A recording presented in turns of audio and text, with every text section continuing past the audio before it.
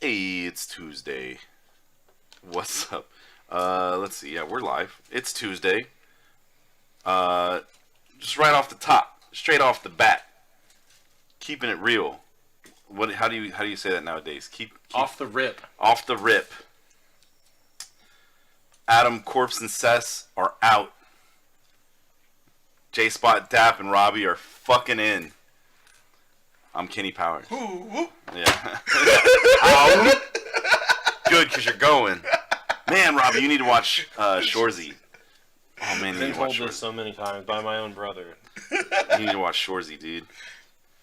It's so good. Yeah, are the Kansas City Chiefs the greatest team It's just this so year? good.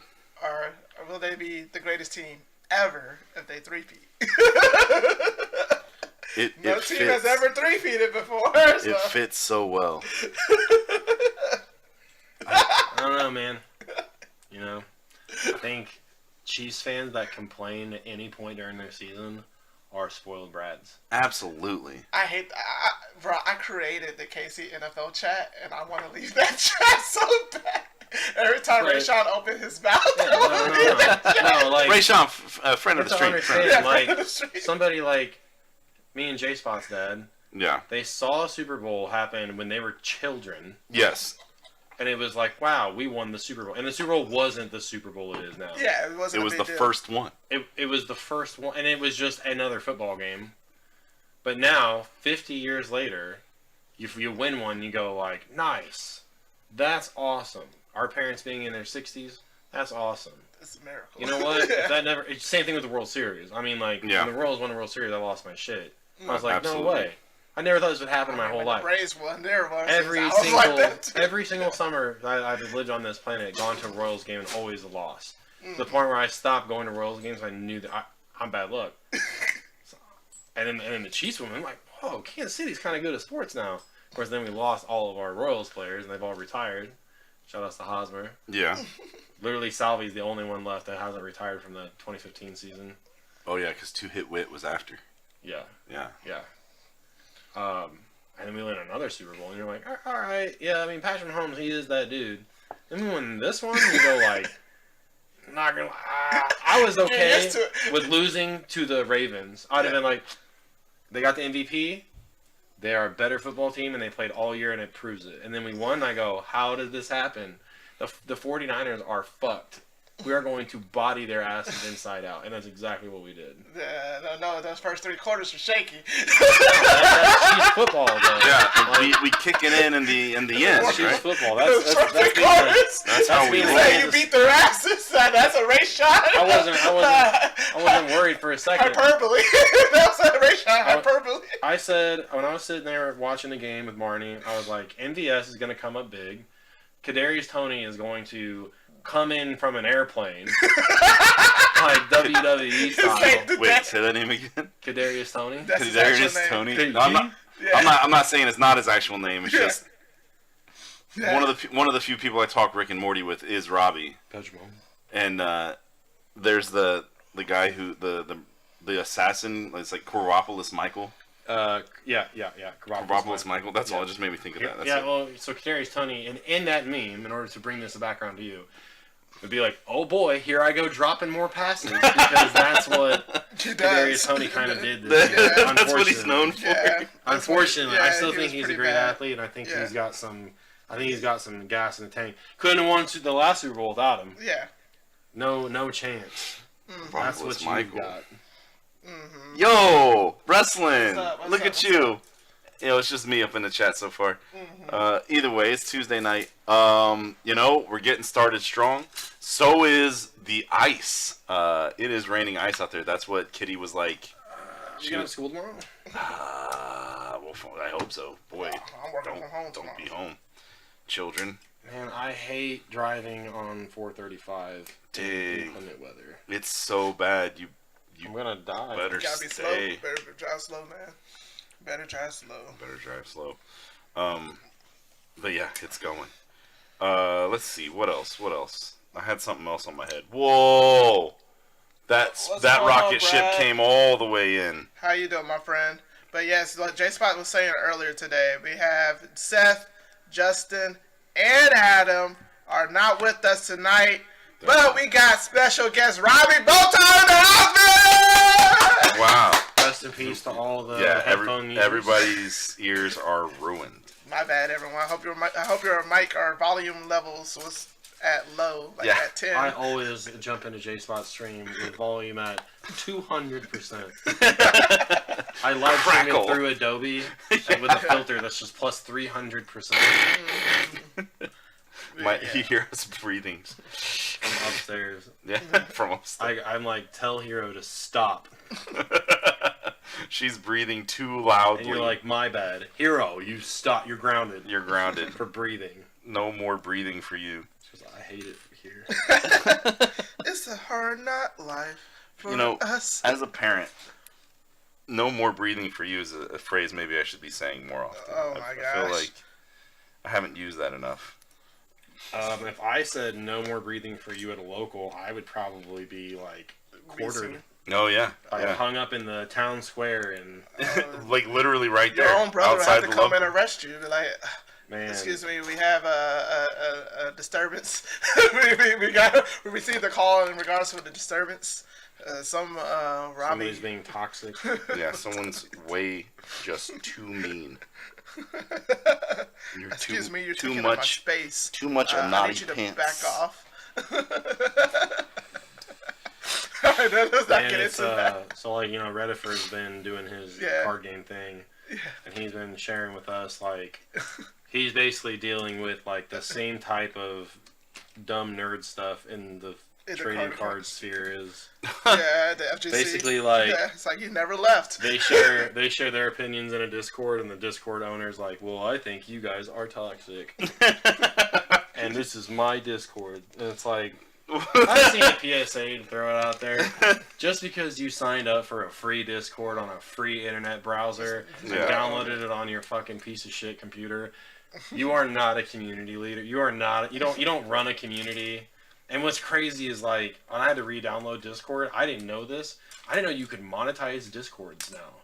What? Yeah, really? You can get like people to join your Discord, and then if you have enough people in the Discord, you can then start like monetizing. I can see this because of Twitch streamers. That's why every Twitch streamer has their own like join my Discord. Every artist on Twitter join my Discord. I go, why? Yeah. Why? Oh, because if they get enough. Yeah. You can start like monetizing. It's just another way of ad social media is a mistake, and I hope it cannibalizes itself. Yeah, I mean, I thought that when Elon Musk bought Twitter, I thought it was gonna self-destruct, but it's still alive.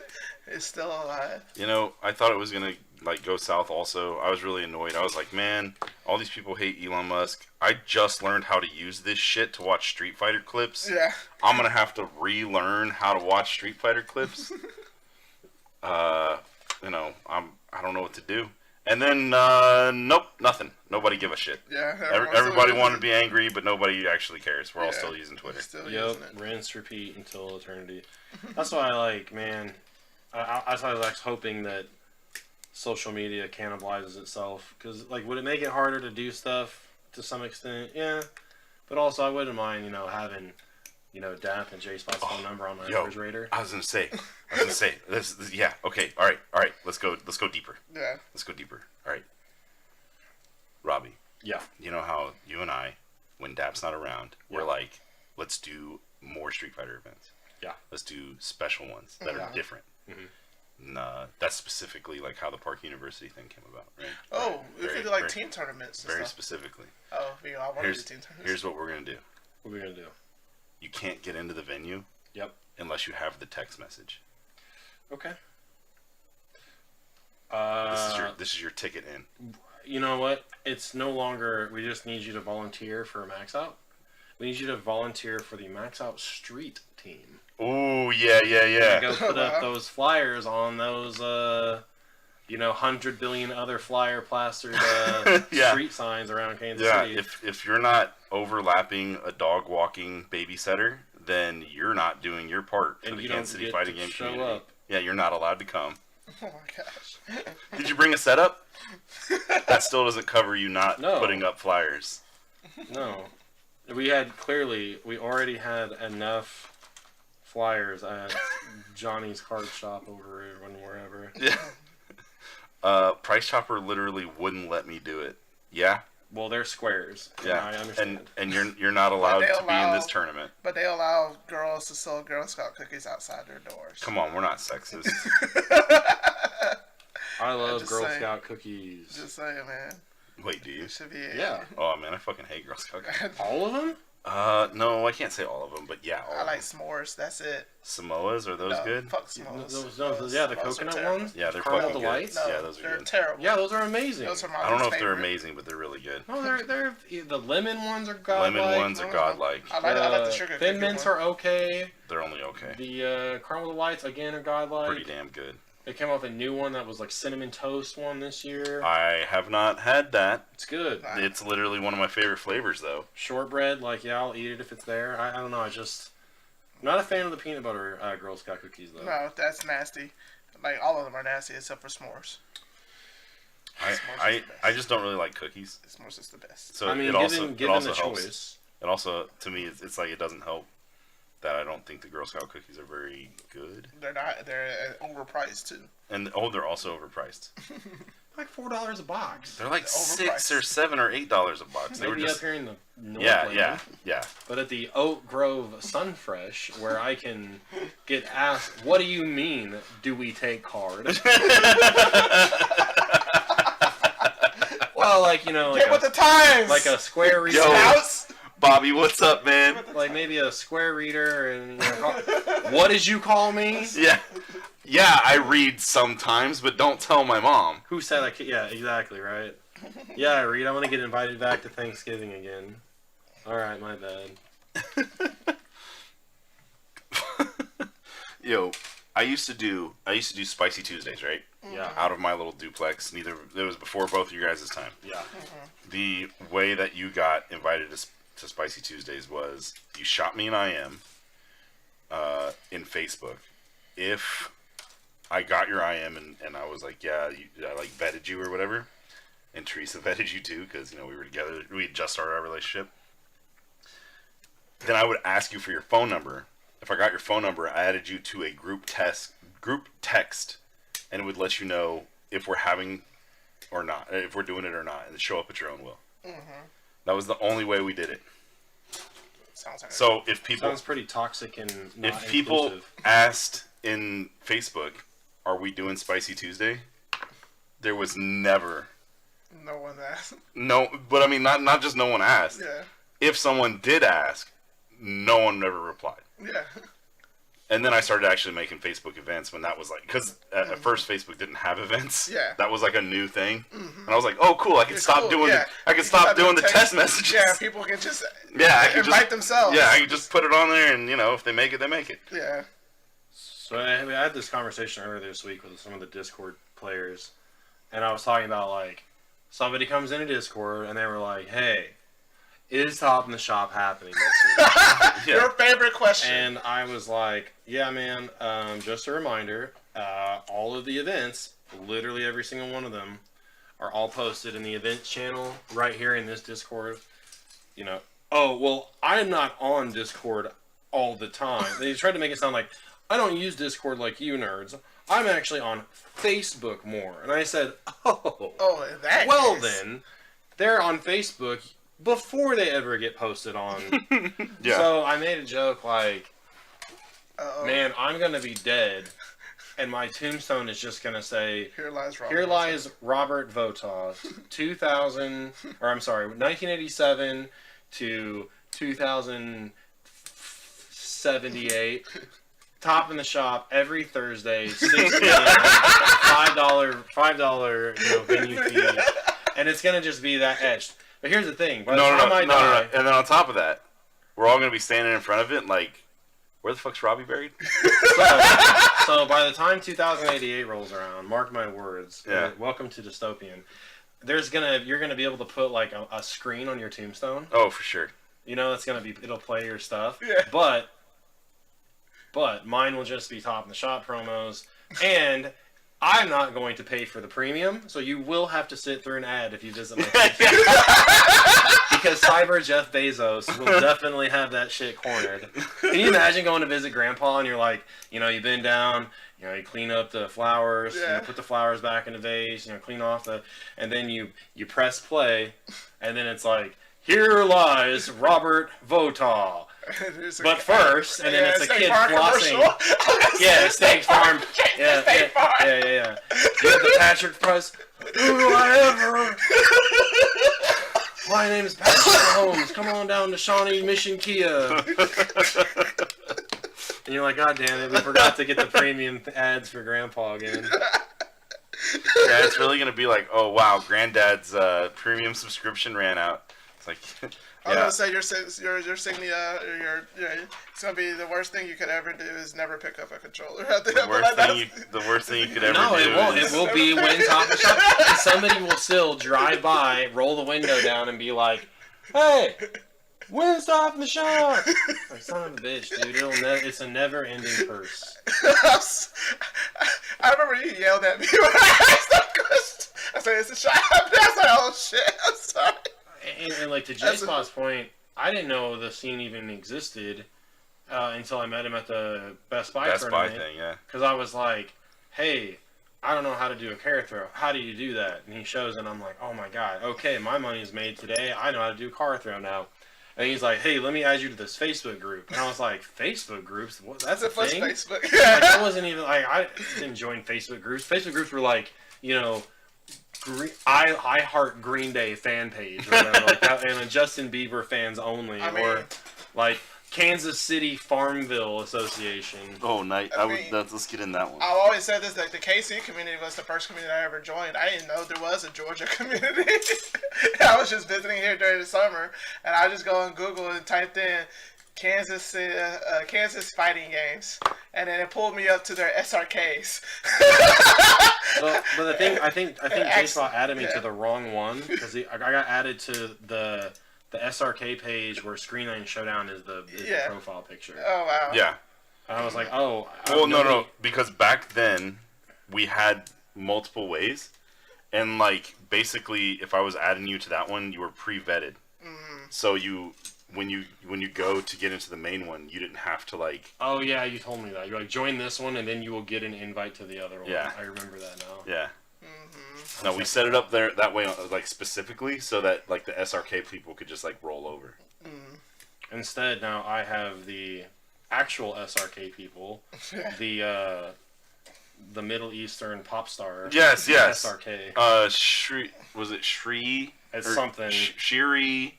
Rika, I'm trying to remember his last name, but he's in that movie RRR. Yeah, I haven't watched any modern day Bollywood videos. Bro, okay, so we had this whole thing about SRK. Yeah. I took time off, Dap. I don't know if you know this, I had a second child. I took time off when we got pregnant with that second child, and like handed all the keys over. I think I didn't hand them over before then, but whatever.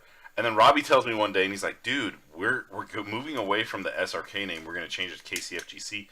I was like, okay, that's cool. And I was kind of butthurt about it, too. I mean, like, I don't remember if I showed it or not, but I was. Yeah, you did. Okay. And I was like, man, it's stupid. Whatever you guys want. I mean, that actually makes a whole lot of sense. So they're like, you don't understand, dude. And like, Chris gave me 9 million good reasons. Oh, I didn't give you. I just said. You go like this. You know the biggest problem? A whole bunch of people have been joining our site because they think that we're a fan site for a Bollywood guy, and I go, oh, okay. And like for whatever reason, Chris Fulby gave me a million good reasons, dude. And like I was like, oh, okay, I guess that's pretty good then. Like that's a pretty good reason. I forgot all about it, right? I mean, I always kept it back in my heart because, whatever, I'm a SRK boy. Yeah. And, like, I cared about it, and I remember this story. I finally saw one of his movies, and it happens to be RRR. Go check that fucking movie out. That movie's amazing. I think I've heard of it. Dude, you've probably heard of it because it's on, like, a lot of people's best movie of, like, 2022 or whatever. I remember. Oh yeah. I think that's probably where I heard it. It's so good.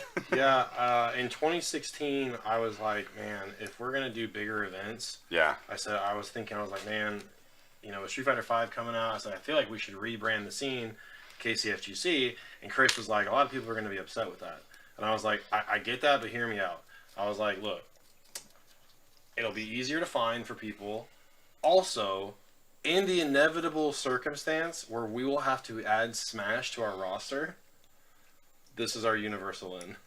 Yeah, this is... They'll know. Now we're all... And I said, and if we take the name KCFGC, any other groups that come out of this, because even at that time, there was some turmoil with some people trying to start their own thing, and like, no, we're the official, I was like, if we are just the Kansas City fighting community, I was like, that puts us at the top of the pyramid forever. Yes. Yeah. I was like, yeah, sure, there can be a KC Street Fighter fan page, sure, but it's not the Kansas City fighting game community. If you want to be good at the game, you're going to be part of this. Yeah, there's a KC Gaming Facebook. Because I know when I pitched it to you, J-Spot, you hated it, and I was like, I get it. And also, Axiom hated it too. He was like, why did you do that? And I was like, no, you get it though, right? You made the right decision. I'm not a part of this anymore. I don't care. He wasn't mad about it. He was just like, man, that was my name. He's like, man, me and Lee started that. And I was like, yeah, I get that. And that's why I have it in the profile as formerly known as KCSRK. Yeah. You guys are like the prince now. No, you made the right decision, I feel like. I know like a lot of those type of decisions has to be made for the betterment of the future and everything, because everything's changed. Absolutely. Well, here's the biggest thing is that no current Street Fighter player knows what an SRK is. Like literally, like with Street Fighter V being probably some people's first Street Fighter game. A lot of people, man. They probably wouldn't even know what an SRK, because SRK shut down during that time. Well, nobody knows that SRK stands for Shoryuken. Yeah. Mm-hmm. Like, nobody calls it that. Not even the Japanese. Yeah. Mm-hmm. We just call it DP now. We just say DP. Call them DPs. And, like, anything that... Double penetration, baby! Anything that, We're going to talk about Bible Black later, I thought. Yeah, Bible Black is on the docket, yes. But, yeah. The first time I ever saw that, it was, like, episode 4 or whatever. Oh, my God. It was where they were putting water. Yeah. The first episode I ever saw. Yeah. And, Robbie, I want you to stop for a moment. I know you know me well. I'm gonna, You know what, Dap? I know you know me, but not as well as Robbie. So I want you to answer this question. Mm-hmm.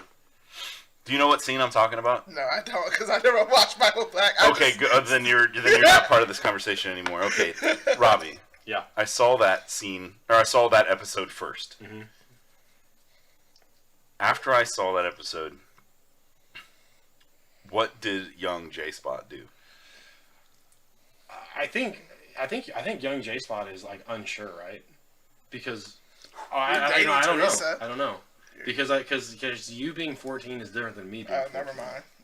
Yeah. Not by much, but a lot. Sure. You know what I mean? Yeah. I literally was like, I don't know what's going on. Like, I don't understand this. I'd never seen it before. I completely... Yo, what's up, Whistles? What's up, man? Oh, Whistles. I enjoy KCD. Hey.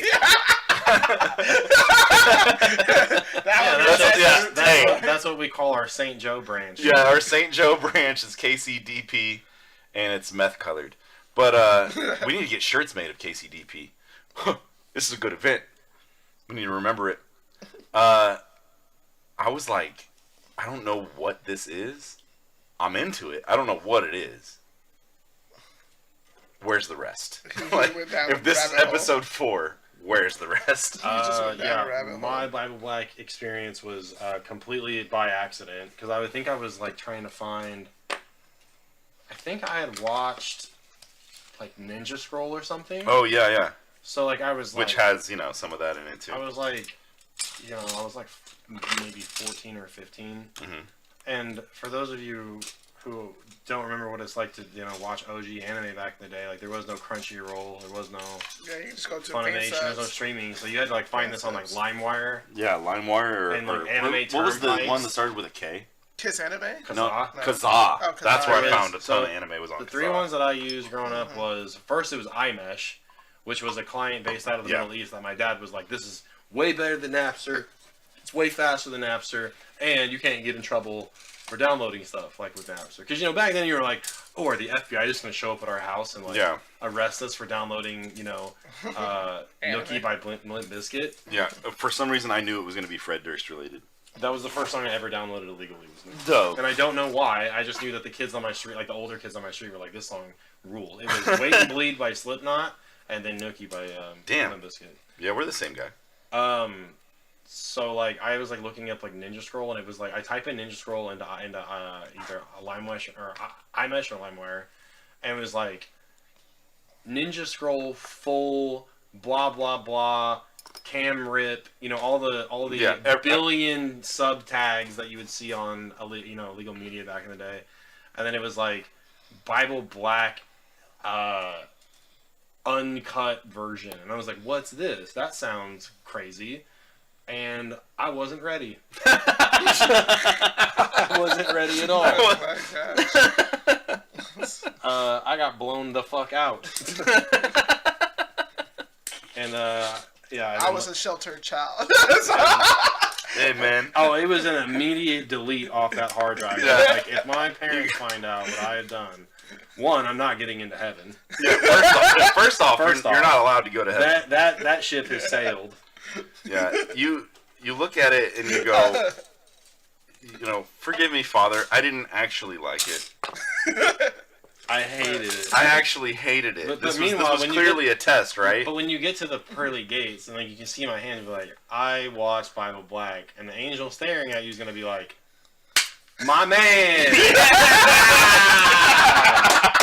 Yeah, you're good. You're good. Yo, what's up? Well, I donated to, you know, $1 million to charity. Nah, fuck. Nah. You wrote that shit off on your taxes, though. You did that shit for clout, dog. Yeah, fuck out of here. Say my dude over here watched Bible Black. He knows what's up. Yo, you need the password to the Wi-Fi? You gonna stream it later? I'm like, no, I'm good. I'm good. You know, we up here in heaven know everything. We know nobody watches Bible Black until someone else brings Bible Black back up, and then you gotta go watch it. I haven't seen that shit in at least 50 years. I mean, man, when I saw your grandson trying to stream it on your tombstone the other day. There you go, full circle. Yeah, full circle. He man, had that premium, though. Robbie over here making everyone watch School Days. Yeah, he got bodied by the premium. Welcome to the KCFGC.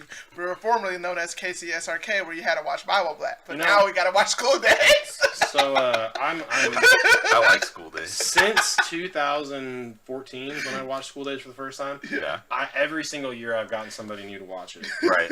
Who was it this year? This year it was, man, I want to say it was Elmer's Glue. Homer's Glue? I think so, yeah. Elmer's Glue also was like, man, have you ever played this game called Kingdom of Death? Oh, wow. I was like, no shit? No. Yeah, I love that game. It's my favorite. It's my top 5 games of all time. He's like, oh yeah, me and my fiance really want to play it, but god damn, it's like $1,000. I'm like, yup. So yeah, I think he was waiting for me to kind of like, it's not really that expensive. I was just like, oh, 100%. You got it for your birthday. 100%. Yeah, 100%. Did you tell her that you got it for your birthday? I said my girlfriend gave it to me, and I literally cried when I opened it up. This is a 100% true story. I believe it. I mean, we were there. We were there. Yeah, that was 35th birthday party. That was a good time. Everybody was involved. Fuck yeah, dude. Man, Shit, you wear that Patrick Mahomes jersey at the tournament. Oh, I was yeah. like, oh, that's a nice jersey. Who got you that jersey? I wore so this year for Christmas I got a Pacheco one from Marnie. So I was switching off. Yeah. But I would start with Pacheco, and if we start losing, throw that shit in the wash machine and put the Mahomes on. Oh, it's time, baby. Let's go. I told my dad, I said, all right, if they win this year, just go buy me a shirt. And he did give me a shirt. I wore it to the parade. KC back-to-back champs sweater. Nice. Oh man, but man, I remember Robbie got me to watch it. And I tried to get him to watch something nice, which was Cobra Kai. No, it was Warrior. It was Warrior. Yeah, it was Warrior. I've seen Cobra Kai. We tried to get Riley to watch Cobra Kai. And then we ended up watching the entire first season in one sitting. Riley got addicted to it. Dude, so long, he was like, I'm never fucking watching that show. That sounds awful. And I was like, it's like 11:45 at night. We start episode 1. We'll watch one episode, Riley. If you don't like it, we'll go home. 2 o'clock rolls around, and it's like, there's only 6 episodes in season 1. And he's like, you guys are leaving? You guys don't want to watch, like, the last... I go, alright, we can do that. We can watch last one. Fuck, dude. So, like, y'all did that, and then he came over, I think, not the next night, but the night after that, and he was like, J-Spot, you gotta watch Cobra Kai. You really should, dude. You would thoroughly enjoy it. I bet I fucking would. Mm-hmm. And I have no reason not to watch it. Matter of fact, what if we make a pact? I want to watch it. Your kids will like it too. What if I watch Shorzy, you watch Cobra Kai? Oh, thank God! Oh, Robbie, thank you, fucking Jesus, because Dap has had this looming possibility of forcing me to watch Warrior. Listen. We are out. We are out of the Warrior waters now. Let me tell you a 100% unbiased take on Warrior. All right. It is like so just okay. It's good. Like nothing that happens in Warrior takes you by surprise. Mm-hmm. It's awesome.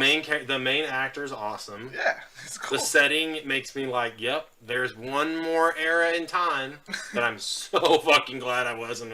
Yeah, I'm glad I don't live place here. In like the 1920s or 1930s. Yeah, it's right after the Civil War. Yeah. Yeah, so like right after the Civil War in like New York City. And if you're sitting California. Oh, is it Los Angeles? No, San Francisco. San Francisco? Yeah. So if you're sitting at home, and again, I judge you terribly if you feel this way. Where if you're like a steampunk person, you know, steampunk is a setting where everybody's walking around in top hats and monocles, but they somehow have like machine guns that run off of air and shit. Yeah. Very Shanghai Noon. Mm-hmm. Or no, wait. What's the buddy cop movie with Will Smith? Bad Boys? No. Wild West. Wild West. I know who you're talking Owen Wilson. About. Yeah. And they have like the big weird like train that turns in. Yeah, that's steampunk. So steampunk sucks. Mm-hmm. So it's like, man, no amount of, you know, Wild West, I don't want to be alive for that. Civil War runs right into that. I don't want to be alive for that. The 20s sucked. Wouldn't be alive for that. Anyway, the Warrior is just okay. And then you get to season 2 Warrior, hoping that it's a tournament arc in I season don't 2. think that Dap would lead me astray in season 2. It's a tournament arc in season 2. How do you not like the tournament arc? You know what I think Warrior's problem is? I think it took itself too seriously. It's literally a shonen. The reason why I like it a lot is because it's literally a shonen anime live action. Also, Warrior does something that I really don't like, and that's taking situations. Unfortunately, this is just history, right? Mm-hmm. Situations that happened, and then injecting modern day morals into it. Yeah. And I'm not saying like, no, I'm a fan of slavery when it's in history. Yeah. No. But it's like when it makes characters like that's their character development is they stand up and are like, I have the same thinking as a 22-year-old alt-colored hair girl, and that's what makes me interesting. It's like, no, there's a lot of hey, I'm perfectly fine with what's the main character's name? Assam.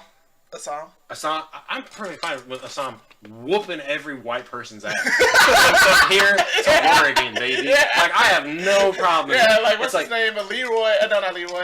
The good white cop. Yeah, the good white cop. Who has a drinking problem and he's Irish. Like, come on.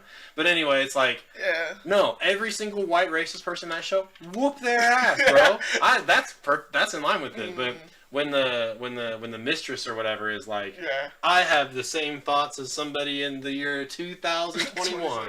I'm like, nah, I didn't need that. Yeah. I don't believe you. Yeah. But if the twist would have been, I'm a time traveler. Oh, well, shit. Then I'm saying, then I'm sitting here saying, great Scott, and tipping my fucking top hat. My steampunk hat. Oh yeah. Yeah. Doc Brown's locomotive. Yeah. And also J Spot, you remember my tier list, right? My tier list. What's number 1 on my tier list?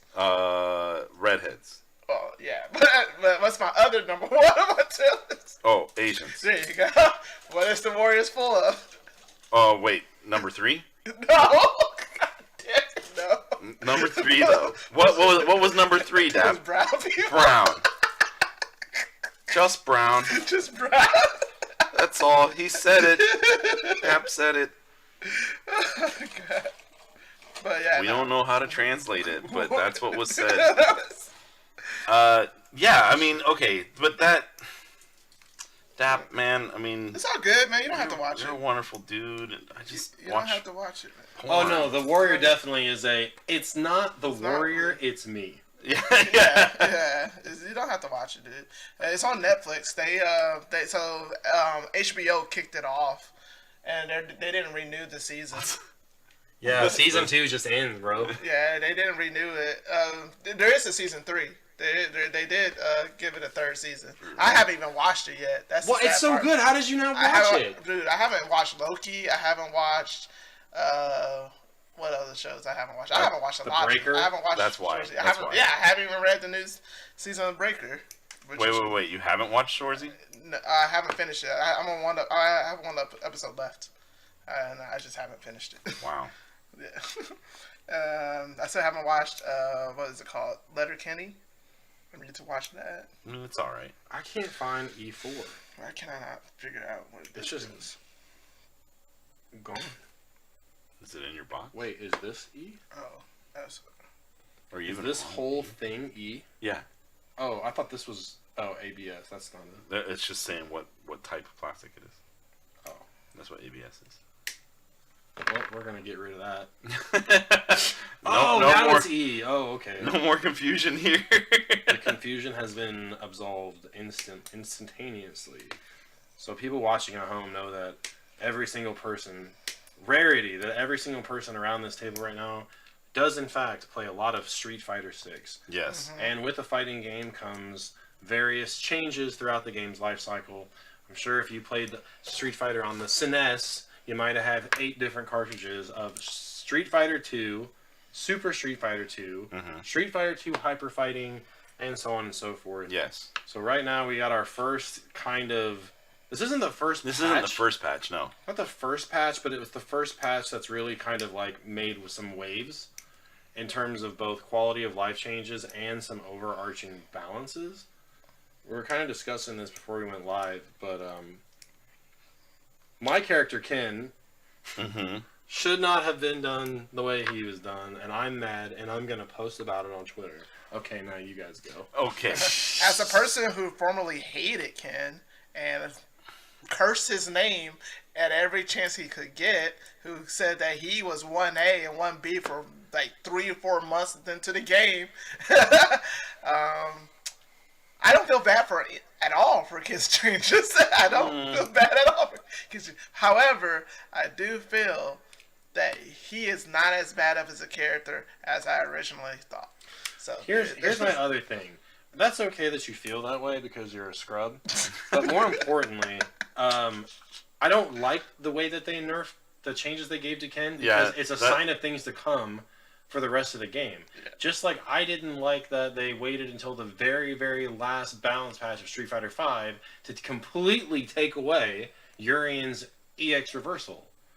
Yeah. For no other reason but to we want players to, commit their resources in different areas, which would have been great if they would have said that back in like Season 4 or Season 3 or hell, even Season 2, where they go, we think Aegis Reflector might be a little bit too up there. But they couldn't do that. Why? Because you got to sell that DLC, baby. So I think you can take a character like Ken, you can nerf him and get your good sample size out of it. But I hope they don't take that same. I hope they don't take that same approach. I think the game. I was actually really liking where the game is at. I was like used to it. I didn't feel like anybody was just like bonkers out there. Like, yeah, JP had some issues, but yeah. So before we had this discussion, sorry, go ahead. So hold on, before we move on to like the actual changes though, Robbie makes a good point. was there anything? Or Robbie brings up a good topic there. Was there anything that was in the game that you were like, this needs to be fucking fixed? And I'll go first to give you a second. Yeah, go ahead. Mine was, and I've said this many times. Dap can check me on this. The only thing that I thought needed to be fixed in Street Fighter 6 was the disjointed hitboxes. So like JP, a lot of JP's moves, Ken's jump fierce, Luke's jumps fierce, everything else Luke has, really, or all his other broken ass buttons. Not his good buttons, or not his perfectly fine buttons, just the ones that are like crouch mid punch. That's really it. Jump, fierce punch, crouch mid punch. I think Ken's jump, fierce punch pisses me off more than anything else that Ken has. That button really is infuriating. I'd rather they nerf that than his throw loop. Yeah, I was gonna say, you know what never bothered me is his throw loop. Yeah, I never really bothered. Yeah, so I felt like it was part of the game actually. So the changes they made to Ken, right, are they got rid of his throw loop. He had a corner throw loop, very strong one. He can still do it. It's just not point blank. And so it's just not as obvious, or not as. Sorry, it's way more obvious that he has to walk in. You can. So you are, if you forward dash, you're +1 after the throw, but you can't press a button, something like that. Okay. Because of the time it takes to come out and the dash. I mean, if you're +1. Oh well, there's no. Oh no! I'm sorry. If you dash up, you can't throw. You counter hit. Okay. If they wake up reversal jab, so you have to walk up and do it. Okay. And it's not. I mean, it's not hard to time. Right. Okay. So the throw. So that's not that bad. Yeah, it requires the evolution of that offense on the Ken side will be. I need to change. I need to. If they're gonna press a button, I need to make a hard read and do a micro step and then check them with a crouch strong or a hand fierce or whatever. Yeah. And get them to clam up after the forward throw so I can continue to throw. I gotta say, Robbie, outside of the whole thought pattern of how they made these changes or anything like that, I think you're gonna do just fine with that change. That's what I told him. He was because you're really fucking good at Street Fighter 5. I don't know if you knew this. Competent player to compensate for it. Yeah. Okay. So my biggest gripe with the changes, throw loops.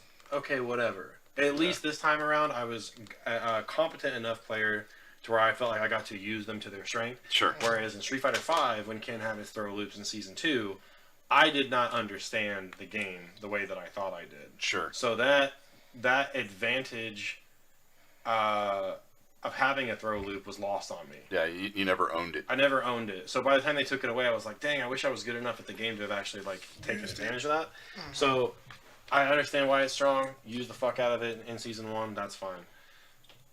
It's the Air EX Tatsu that bothers me for one reason. Not that EX Air Tatsu was some kind of skip neutral. That's what I was going to say is it's not the only change that they made. Yeah. So it's not the only time that I use EX Air Tatsu because the hurt box is terrible and I always get hit trying to get out of the corner. Is that I use EX Air Tatsu specifically after Genrai Luke level 1 in the corner, which Dap pointed out when in my last tournament run. And he's like, I don't know why he did level 1. And then I did that. You used to be able to get a ambiguous EX Air Tatsu that was meaty, and it beat all reversals. So if you tried to mash DP on that, it would always miss. And I don't know if that still works. I don't think it does. And I'm like, that's why I get upset about why are you guys going to take stuff away? Yeah.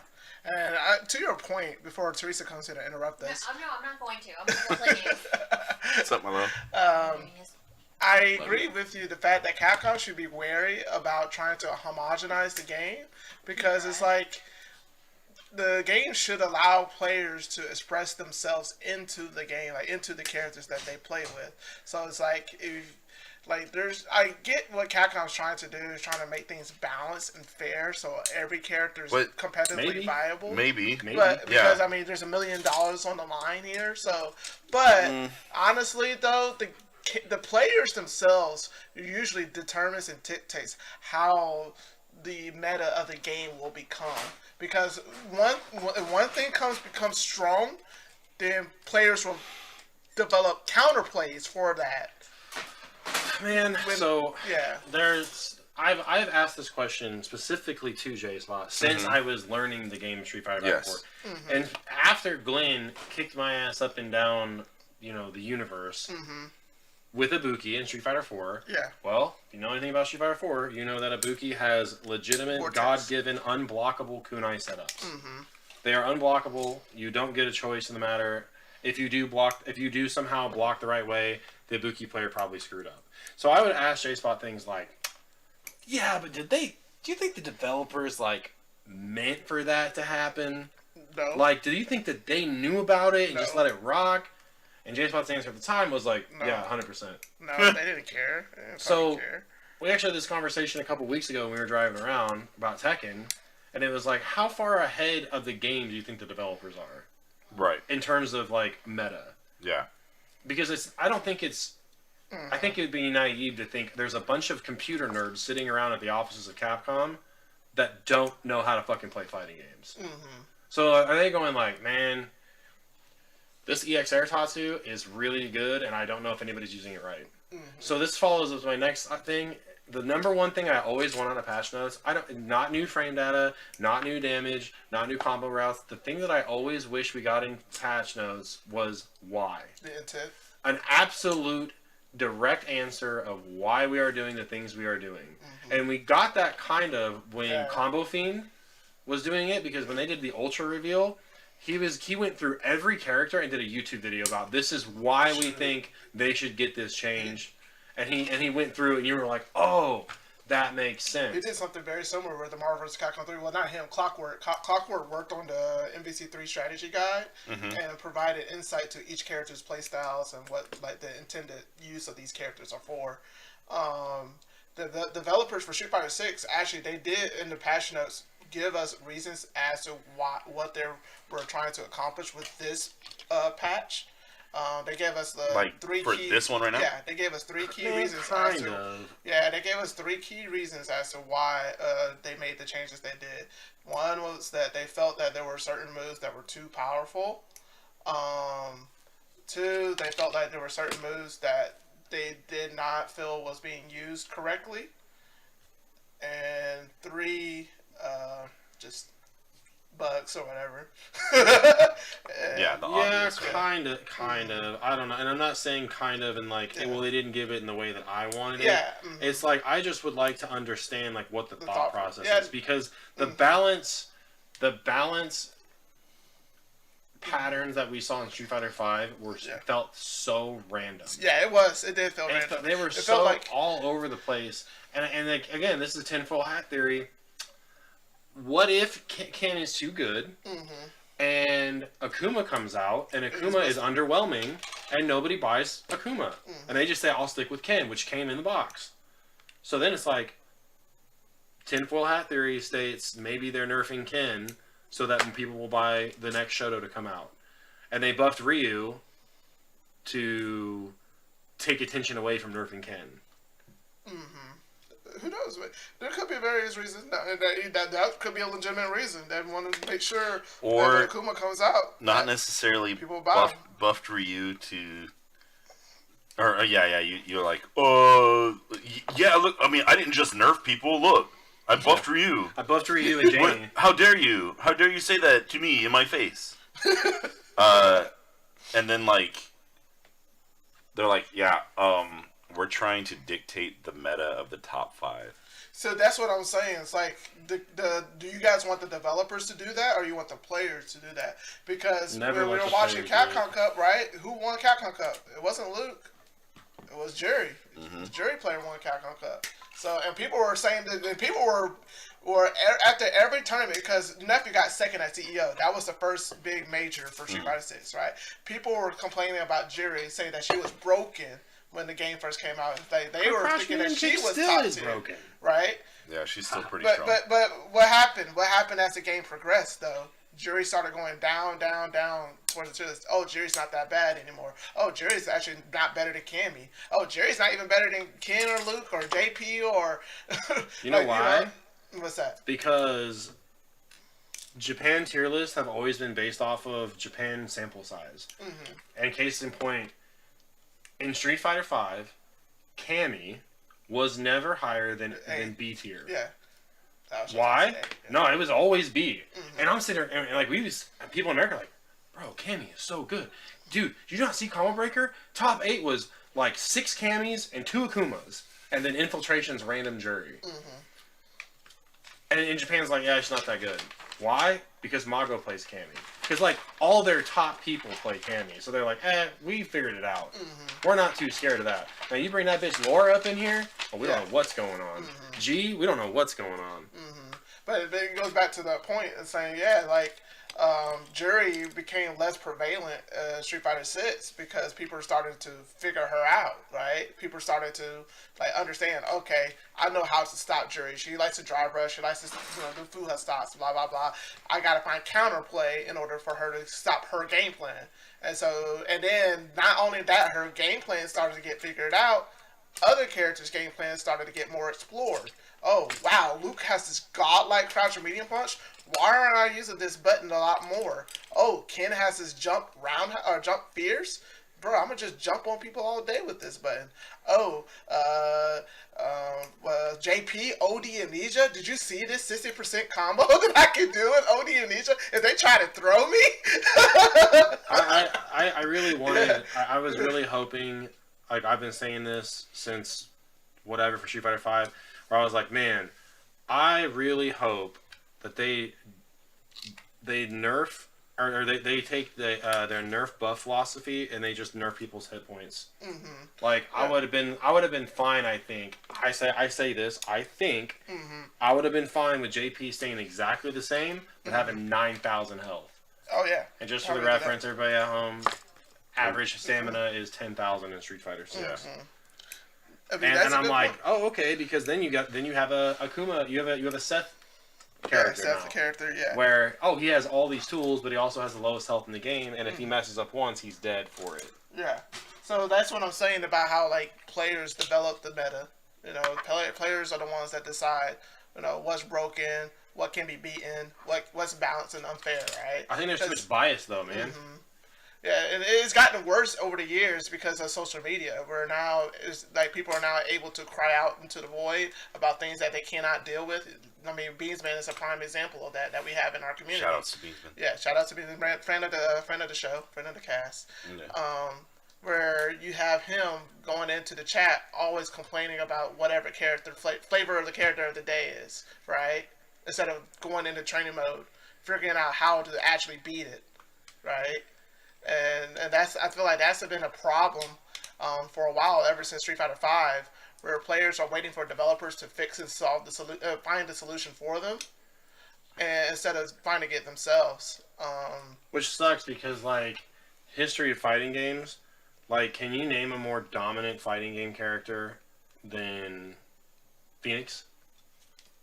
Yeah. And she never got nerfed. Baby. No. Yeah, I'm talking Phoenix, like Dark Phoenix. I'm talking like major. Yeah, Dark Phoenix. She somewhat got nerfed, but even then, though, they really didn't nerf her all that much. No, but the community found a way to deal with it. Yeah. Like you started seeing people sacrifice early resources to snap her in and burn X Factor and deal with it. Found out the TAC glitch, team aerial combo, whatever, where if you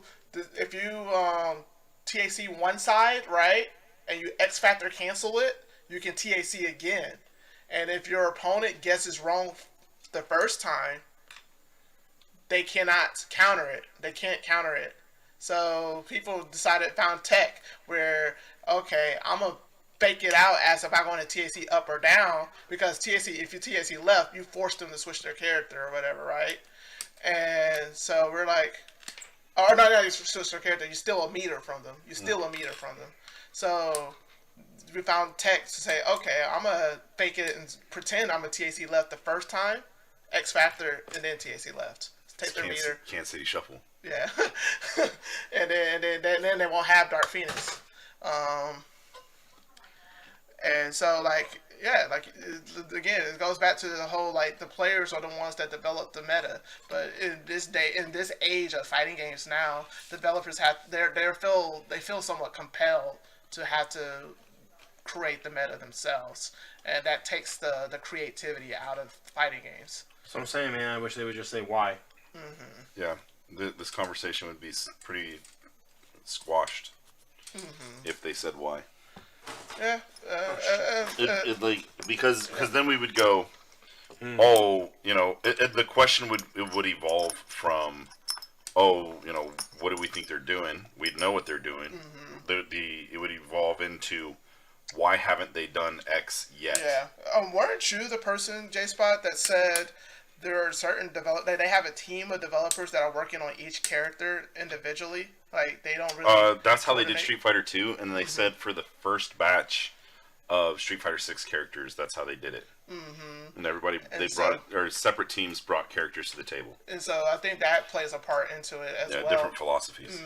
Well, as they going back to Street Fighter 5, it always felt like when they were buff and patch, it was like, hey, James, which character do you hate the most? And James says, I hate Zangief. You're in charge of the buffing. You're in charge of the balance patch for Zangief. Go into a cabin way out in the woods. Who's your most hated character? I hate Fang. You're in charge of Fang buffs and balances. Now go and they all went in completely separate directions. Then they all came back and they just said, here's the changes. By the way, I really think we should copy paste Elena back into this game too. That person got a raise. Yeah. The rest of the characters got, this guy gets a 3-frame. This guy doesn't get a 3-frame. Yeah, some of the balances and the decisions that they make aren't aligned with how the game should be played. Because again, certain characters benefit the systems more so than others.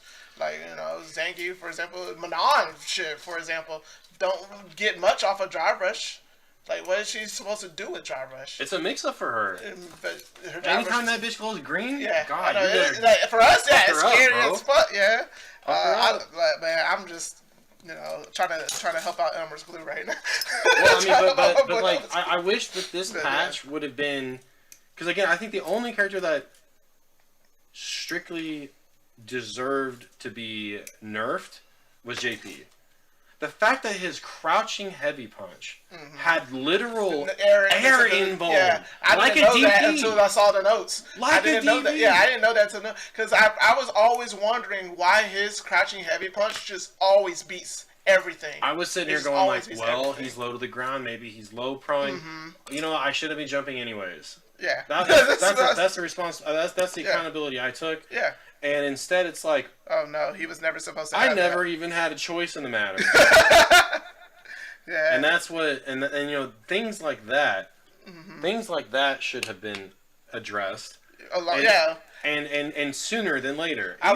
Even if you would have saved all those JP nerfs for whenever the next balance patch comes out, good. He still needs to have those changes. He needs to have some scaling on his amnesia, EX amnesia, and not for the damage that the amnesia sequence does, but because of the situation that it puts you afterwards. People are like, oh yeah, well JP's doing these like 40% combos of EX amnesia. Yeah, but bro, at that point it was really like an 80% combo because of where he puts you afterwards. Yeah. Yep. So it's like, change that stuff. That's fine.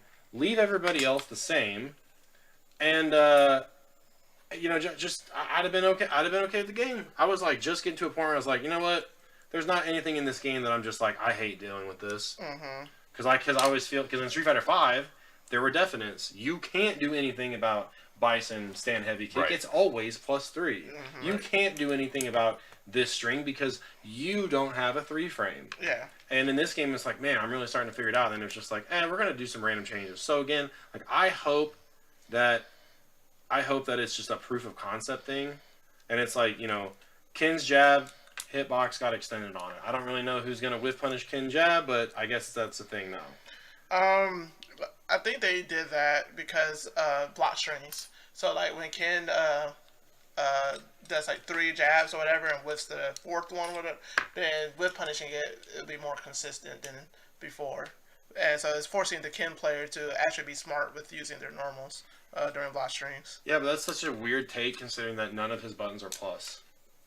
What's abusing? Like, how is Ken abusing his jab? Because the way that the game is played, the meta now is like how do I perfect parry someone? Because again, you leave gaps, in your jab pressures to bait out a parry, to throw them. But now, if you just do a perfect chain, so you don't get parried, you got to figure out where you want your jabs, where you want your strings to end. And so now it's a guessing game between you and your opponent of how you want to do your pressure. But then where's his? But at that point, in a 3-frame jab string, because that's when the pressure's over. Yeah. It's over after the second one, technically, if you're mashing. But then it's like, what does Ken do at that range to stay relevant and neutral? Yeah. Can't throw a fireball at that range because DI perfect parry punished. Low 4 is too slow. Stand roundhouse is too slow. Stand heavy punch, you can kind of get away with it, but you have to adjust spacing. I understand there's some thought process, but where was the thought process not before? It's not like this character was just like throwing out jabs and he's like, +2, +2, +2. Oh, now I got to think about it. Which is like the joke about Luke standing medium or crouch medium punch getting changed. Is that they're like, this isn't as bad as everybody is kind of like, this isn't as bad as it feels. People still aren't going to put with punish this button. It's like when they finally like gave extra recovery frames on Cammy's stand medium kick, and it's like, it's still good. Who the fuck's whip punishing that anyway? Just like, whipping the stand medium kick. Exactly. Like I would say this, but Homeboy in Capcom Cup didn't lose because he whiffed a button. He actually did, but well, he lost because he was like, I'm gonna do the optimal combo, and then he got burned out. Got burned out. Chris Wong, I felt like he put himself in a hole when he used that level 3. I understand why he felt compelled that he needed to use a level 3. I'm like, bro, you better save that shit. No, I think he got shook by the level 1 beating the fireball. Like he really, which that's something that needs to be addressed. Why does juries the not fireball, projectile invincible super beat projectile? Lowest profiles at the start. But again, is that a game balance thing or is that a flavor thing? That's. It was so weird. That's the when sticky happened. situation. It looks bad. Jury is low to the ground and she's slippery and she's very episode 4 Bible Black. And dude, I swear, I really thought that Chris was going to win that round when he did that hyper, and then to see him lose that way. Dad called it a hyper. Sorry. I'm proposing something next year for Capcom Cup. Fantasy brackets. Oh man! I was going to do it this year. Put $10 in, but I forgot. Once is Capcom Cup? Is it 32 or 16?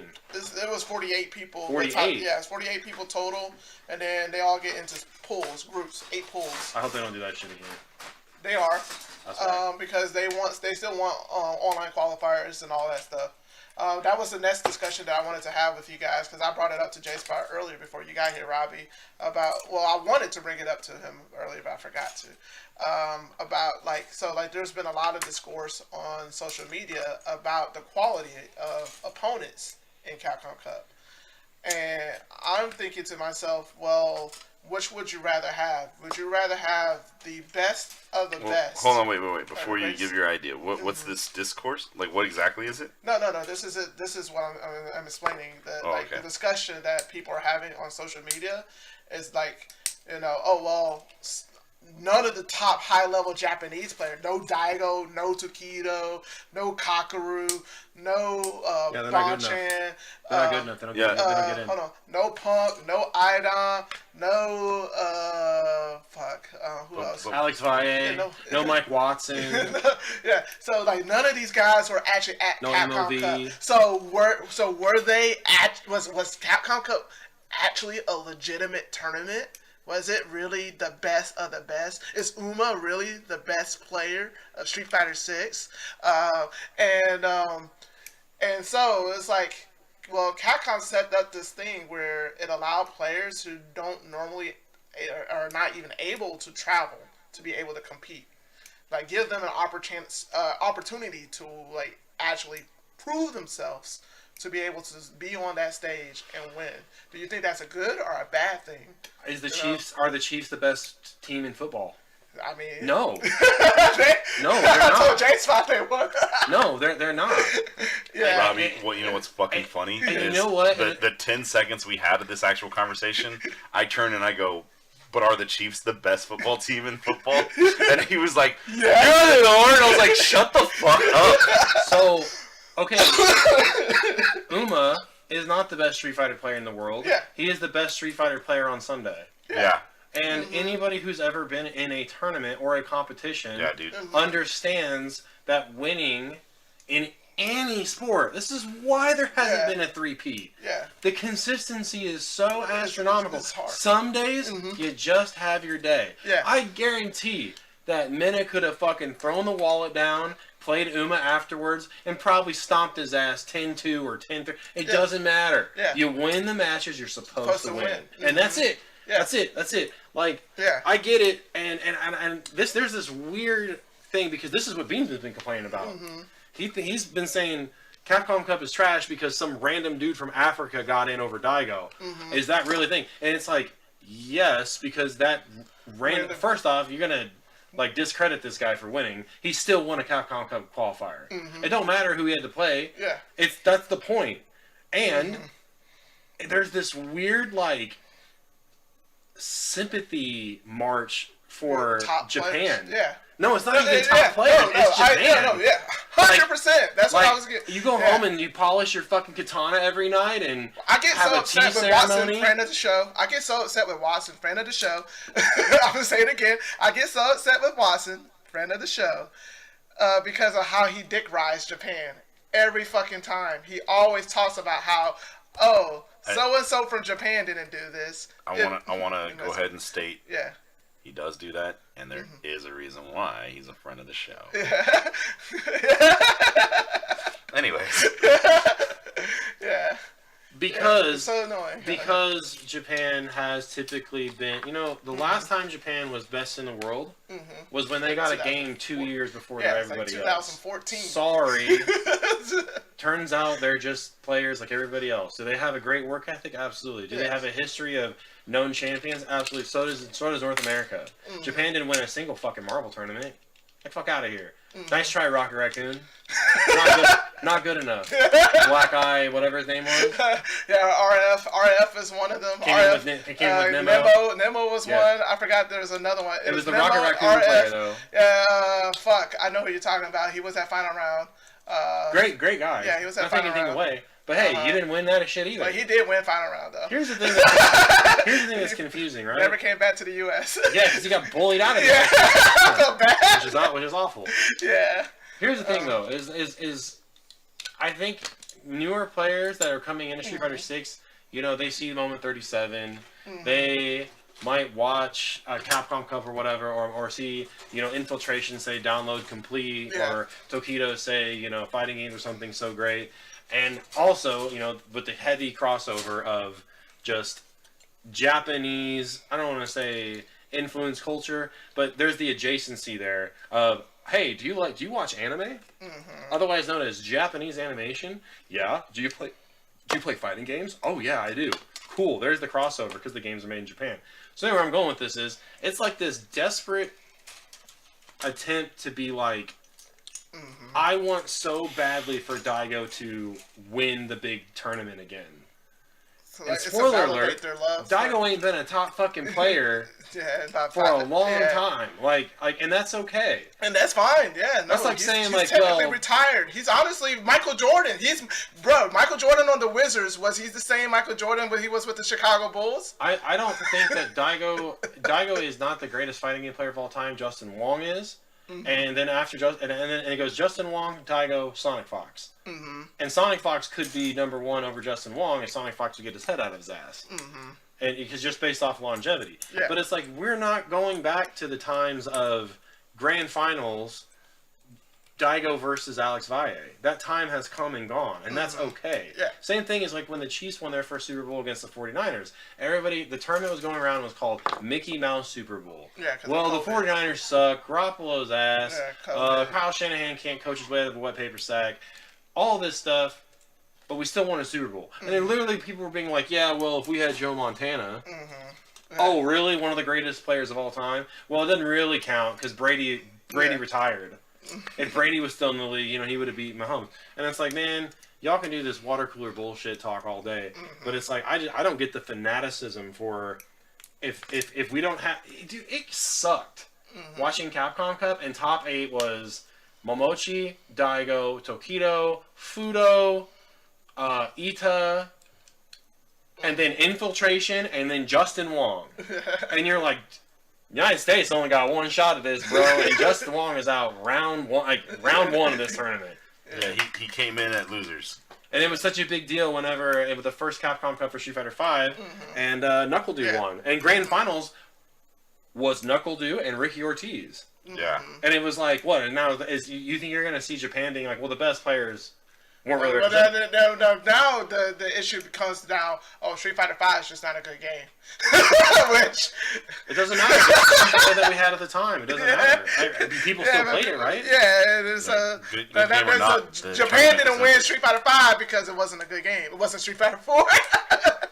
Because they didn't have it, 2 fucking years for the rest of the world. Yeah, but yeah, it's like this thing with like going back to Beansman, where he's just like, he was like, I'm dying on the hill that the best players are not being represented, and it's like, bro, they won the games they're supposed to win. So that's my thing, right? So what was Capcom's goal? What was Capcom's mission with Capcom Cup? I think it's very straightforward. I felt like they succeeded. Sell copies. Yeah, I felt like they succeeded. I think their goal, and this is going to go into the thing that's been pissing me off.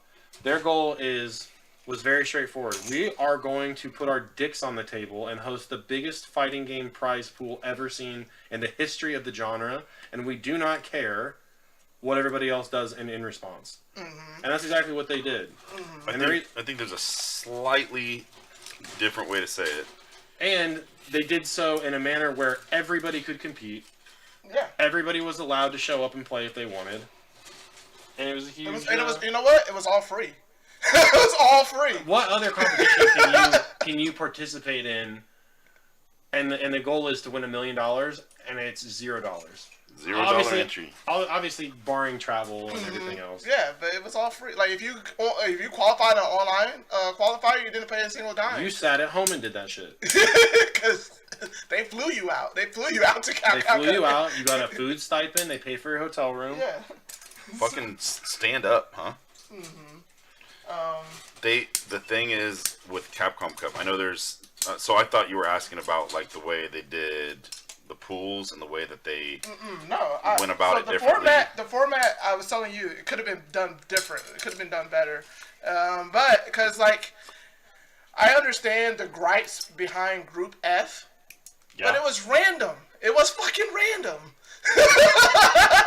It was a random draw. Group F, yeah, that was an unfortunate. Yeah. But that could have happened for any of those groups, though. Chiefs also could have played Lions in the first round. Yeah. I think the storylines, especially Group F, got lucky with the storyline because that Chun-Li player. Yeah, Lashar made it out on winners. Yeah, Lashar ended up being the star. Yeah, because everyone thought that it was going to be Minna and Angry Bird making it out. He's a known name now. Yeah, and then it was Lashar who actually made it out on winners.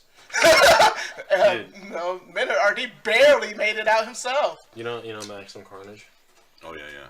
Oh yeah. Yeah, the Fantastic Four little balls that float around and shoot you with that weird putty. Yeah. But yeah, man. That is my only complaint. That is my major complaint. So that's what I'm saying with the discourse on social media about how they want to discredit Uma because he's not a known name. And I'm like, dude, nah. Punk wasn't a known name when he was winning tournaments. We know the answer to this. What you're supposed to, or not what you're supposed to say. Yeah. We know the correct answer to this, Dap. It's been ingrained into our souls, our minds. Yeah. I mean, because we've been some around the people block. are just meant to kneel. Yeah. I'll drop a phrase here in J-Spot. Feel free to take it however you want and take it wherever you want to go. You say all the time, "Oh, you just don't know ball." You just don't know ball. You don't know ball. You don't know ball. If you think that Uma is not a legitimate champion, you don't know ball. You don't know ball. Or if you go I think when people say about Uma's bunk, oh, this guy knows ball. All right, I know where I'm gonna go with it. It's like, all right, I'm gonna take it. I'm gonna go there, but then I want you to tell me what you think, what you thought I was gonna go with it. And if it's on, I'm gonna kiss you on the lips. Okay. Either way. So, do you want me to answer first? No. You say, oh, you don't know ball? Yeah. This guy doesn't know ball. Bo knows ball. Oh my gosh. I thought you were gonna put it into a hose. Oh, strap me down to a weirdly polished wooden floor with a pentagram on top. No, I wasn't going back to Bible. Oh, okay. Oh my god. Sorry, man. You said this guy don't know No, ball. no kiss for me. I went directly to my childhood. No kiss for me. Oh my gosh, y'all something else. But yeah. Dap, you know Bo knows? No. Oh. Bo Jackson. Yeah. I guess I do know. But I mean, like, it was a whole knows, thing. yeah. It was like. Yeah, that's in the commercials. It was like what Nintendo does what Sega don't. can't. Yeah, Sega don't. Sega does what Nintendo don't. Listen, we both have our own history. Okay? Whatever. But yeah, man. I think a lot of people just need to stop being favoritism. Like, just because Knuckle Dude didn't win doesn't mean that it invalidates Capcom Cup.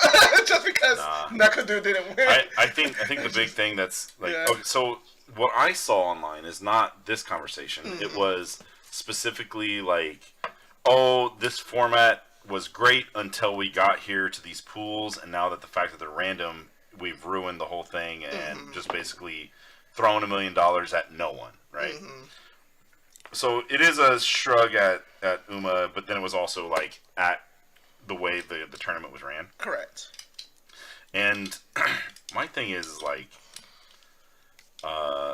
Capcom literally just did what no one else has been able to do. What like Nintendo specifically will not allow. Yeah, they refuse to even try. Right. Tekken, I think, has done the best. Like copycat. Not copycat, but like imitation. Imitation, because they were doing the same thing, right? Like they have to keep up with. The Tekken World Tour didn't start until like 3 or 4 years after Capcom Cup. Right, that's what I'm saying. Like they were Tekken or Capcom Cup 1 through 9 is basically what Tekken World Tour is, and I think Tekken World Tour was kind of the evolution. Yes. But that's that flavor. Mm-hmm. This Capcom Cup was truly, how do we do it bigger? How do we do it better? How do we, as Robbie perfectly said, put our dick on the table and show everybody we are, we are fighting games. Yeah, this is the fighting game. Yeah, this is the king of fighting games. Yeah, because you don't see SNK doing that for King of Fighters. You don't see. Well, I mean, they couldn't really. And NetherRealms. This is what pisses me off with NetherRealms, right? Because they are owned by a mega corp in Warner Bros. That are capable of. Yeah, but man, like this. I don't know, man. We shouldn't talk about them. It's not fair for them. No, and I'm not saying this. I'm not, because I always rip on WB, I always rip on DC. Yeah. That's not what I'm saying. I'll rip on Mortal Kombat also, but like it's not fair for them because Capcom controls their game. Yeah. Capcom controls their success. Correct. Namco Bandai controls Tekken's success and Tekken's ability to purchase. Yeah, but Harada being around for as long as he has. Yeah. Being a true company man, towing the line for other Bandai games. Yeah. Harada has earned the trust, and he's the one that has the blank check to make Tekken work. Yeah. So, like, Street Fighter's the only one that, like, truly, like, makes moves and grows upon its own success. It's not fair. It is not fair for us to bring Mortal Kombat into that conversation because, dude, they don't control their own future. Yeah, Warner Bros. Does. Yeah, fucking bald guys here in America control what goes on with a fucking Mortal Kombat game. I think it probably went like this. When Capcom Cup for Street Fighter V concluded, and they announced the $1 million prize pool for 6, I think they announced the prize pool, and everybody else went, shit. Yeah, they went, fuck. Can we do anything about this? And Mortal Kombat's like, we think it's more strategic for our business model to pursue microtransactions and guest stars. Yeah. Okay, Tekken, what do you got? I mean, we're trying to sell. We're doing a tour, but we don't have Monster Hunter or Resident Evil. Yeah. We're trying. Right. Not for. I mean, Tekken's high. Yeah. Oh, okay. Dragon Ball Z. What about you? Crickets. The biggest franchise on planet Earth. Roll back! We'll get roll back! We really didn't think it was going to get this far, so we have no plan up to this point. But regardless, we're still going to do a tour. They did Nintendo, if you ask us again, we will sue you. Yeah. And this segues into a great, fantastic conversation that I had go to your discussion on now. Twitter. Or not really, I didn't have a conversation. I'm just basically awash in the Yeah. just the absurdity of what it is. Smash players complaining about how CPT was ran because of the payout model. They were like, and this word was specifically used in a fighting game conversation about what a multi-billion-dollar company decides to do with their fucking money. There is a systemic problem in FGC with their payout models.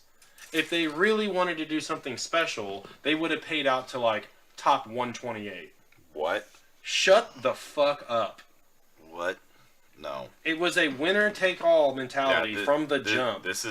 We are looking for the World Warrior. The first $1 million FGC player. It is, yeah. The very first $1 million. And I am sorry. I am sorry, Smash players, that Nintendo does not care about you. Furthermore, I'm sorry that they are very candid about the fact they don't care about you. Yeah, that's really sad. To quote a 14-year-old, girl from 2010, stay in your fucking lane. Like... They're like, well, there's a really good chance 7th and 8th place won't come back next year because their payout was only like $7,000. Do you know how many people were in that room? Probably, let's just say 300 people were in that viewing room for Capcom Cup. Mm-hmm. They were all in last chance qualifier. Mm-hmm. 7th and 8th place doesn't want to come back because they got a free $7,000 pre-tax. Okay, bye. Sorry, there'll be another person to fill in, and it's like this, like they're half a tweet away from saying that Capcom Cup is like transphobic because there was no transgender identified people in top 8. Yeah, like it was like this weird like virtue signaling. I actually had to look up systemic problem just to make sure that I remembered what the fucking word was because of how poorly used it was in the conversation.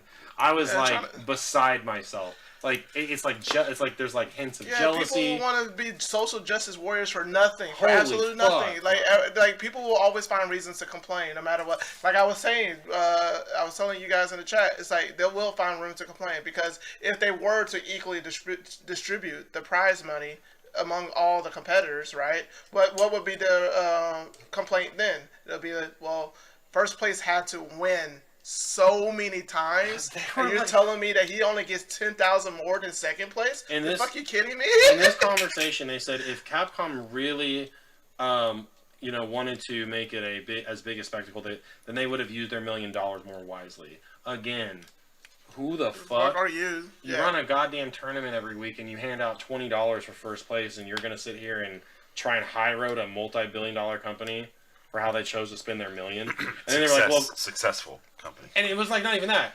Yes, first place did get $1 million. Well, what did everybody else get? A split of another $1 million. Yeah. Like people forget it's a $2 million prize pool. It's a $1 million prize pool with a pot bonus of $1 million of first place. Exactly. So you're like, man, y'all are just. You know what else is tight about that? That first place $1 million doesn't touch the other $1 million. Yes, it really did. Like the payout for second, third, and fourth is the biggest second, third, and fourth ever. Yeah. Second got $300,000, third got $200,000, and fourth got. You realize how much more money second place got? Do you realize how much more money third place got than Evo Grand Champion? I know Chris. I'm trying to think like $7,000 for getting 8th place. Yeah. Fucking thanks. You know $2,000 just to qualify. So you go over 5 in the pool, you still make $2,000. Holy shit! Like, what are we? Yeah. You guys are really desperate to. You see how much and you didn't suck? And you didn't have to pay a dime. So like people were saying, oh, that $2,000, man, nothing had been used up to pay for the trip to Cali. I'm like, no. Wrong. Wait, no. You gotta do the Tim Robinson thing. It's like we know that's your car. You're obviously dressed like a hot dog. Wrong. It's just the wrong. That is my favorite. He does the arm fucking wrong. I showed that skit to one of my coworkers yesterday. Wrong. Yeah. I was like, bro, It's clearly your car. Wrong. I'm like, I'm sorry, dude. No top Street Fighter player is gonna suddenly appear in your DMs and be like, bro, thank you so much for defending me. I'm so glad you spoke up. so glad. Because I was afraid. But you know what's so funny I was to me? afraid to. You know what's so funny to me? Because everyone was complaining too about Group F, right? And then all like Indy Walker, Angry Bird, Big Bird, all said, you know what? This is the hand that we were dealt, and we're gonna deal with it. Like, you know, that's what they came out with that attitude. It's like, we're gonna fucking deal with it. Man, if Andy Walker had just took that round, if that super had connected against Minardi, we would be talking a whole different story about Group F if that super had just connected. Because he would have beaten Minna, and Minna probably would be going home. He probably would have been eliminated, right? And so, like, people just gotta, you know what? That's what I think. What people need to do is stop projecting themselves. Just stop projecting themselves into the circumstances and the situations. Stay in your fucking lane, you know, because like if you were put in that position, if you were literally put in that position, you would think differently with what you're saying. Like, so what if you were the person in grand finals? And you were one win away from winning $1 million. Well, it's easy. Hey, if I was on that field, I could probably throw like Patrick Mahomes. I'd throw football over those mountains. Football over the mountains. So I'm just saying. Yo, I saw an AI. You know how they replace actors, the AI or whatever. Mm-hmm. I saw an AI Arnold Schwarzenegger do that whole fucking scene. Oh yeah, my it's gosh. fantastic, dude. Fantastic. Oh my god. How do I fix this saying, problem? Yeah, it's like you don't don't this understand. white piece to come off. Like, you know, so like how would you feel Wiggle. if you made top 8 but you only got $200 because they shared the prize pool with 200 other people? I'm not good enough then to make more money. Like that's the thing is like what's it reeks. I entered the wrong tournament. I made bad choices. I guess. If this doesn't have a participation trophy for me, then it's problematic. Yeah. What? How much money, by the way, do you think tied for 128 gets? $30? Mm-hmm. Just to say I got $30. Man, I didn't realize that it was free to enter for online. Mm-hmm. Yeah, it was free. I didn't realize it was free, so nobody gets to say shit, dude. Mm-hmm. They gave away $2 million. Yeah. They gave away $2 million. They said they'll do it again next year, but next year is only going to be the $1 million prize bonus and then the standard prize pool. That's fine. I don't care if Capcom never does it again. Yeah, no. They did it once. They did what they needed to do. Yeah. And they gave away a car, and they did a social experiment inside of a house. Yeah. That's all they needed to do. Yeah. And hopefully they do that again. Yeah. With our boy Riley on there. Yeah, please, let's go. What the fuck? Okay, so this. But I think that's why I guess what separates most of the fighting game players from most of the whiny Smash kids is because Smash kids feel like they should be handed participation trophies for everything. Why do you think like there's? That's why you have honorable mentions on the fucking PR. I was just getting ready to say that. Like, I remember when we were hosting Gwinnett Brawl tournaments, how like when we only seeded up to top 10. I think we only seeded up to top 10. Everyone else, we just did not give a fuck. Yeah. So we had we usually had like a 100-man bracket or whatever, right? And I still remember to this day, we had one player came up to me, he's like, I'm 24th ranked on the PR. Why am I not seeded? And I'm like, are you seriously asking me that question right now? Yeah. That's whack, dude. Yeah. What the fuck? What? The PR? Get out of here. Like, so what are you trying to tell me? Are you trying to tell me, do you want me to float you into a position where it's easy for you to win a tournament? Is that what you're telling me? Because that's what it sounds like you're telling me. That's how I've always taken everybody who's ever asked me about seeding. Yeah. Everybody who asks me about seeding is scared. Yeah. Dude, you want me to start naming off names? I'll name names. Mm-hmm. It somehow invalidates your previous wins. It's crazy. Yeah, it's like, wait. You felt like you deserved to have a higher seeding because you placed 24 out of a 100-man bracket? Dude. Did you win? No. Then get the fuck out of here. Did you even earn any money? No. Then what the fuck are we doing? I just want to be on the. I just want to be on the PR. I just want people to be like, oh, cool. This one was themed to Animal Crossing characters. Man, I was at Walmart today, and they put the Animal Crossing Legos out on the shelf too soon. It's not supposed to be out until this weekend. And I was about to buy them all, and then the self-checkout wouldn't ring them. I was very sad. Anyway, sorry. Carry on. Good. Dude, what am I That's doing funny. on this? This feels like it is way too complicated. Oh yeah. So can we go and jump into our next segment, Dappy Downer? Oh, let's get a Dappy Downer. Yeah, wow, man, this is the longest we've gone without a Dappy Downer. All right. So I know I don't really like talking about my job, but I really feel like I need to talk about maybe we should pause this Dappy Downer. Oh, actually, wait. You didn't pay for the premium Dappy Downer, so we got to Brought take to a you commercial by... break. Yeah. Commercial break. Have you used Kazaa lately? That episode of Bible Black.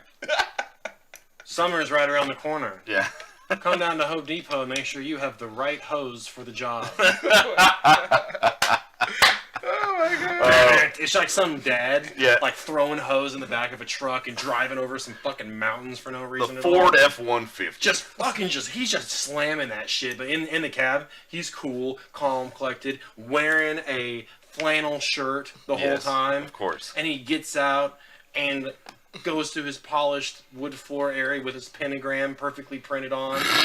And there's the subject of his hose gagged like a pig. Oh my god. Home Depot. All right, take it away. Yeah. You know, the first time I saw that, I was like, what's going on? Like, I kind of wasn't fully paying attention.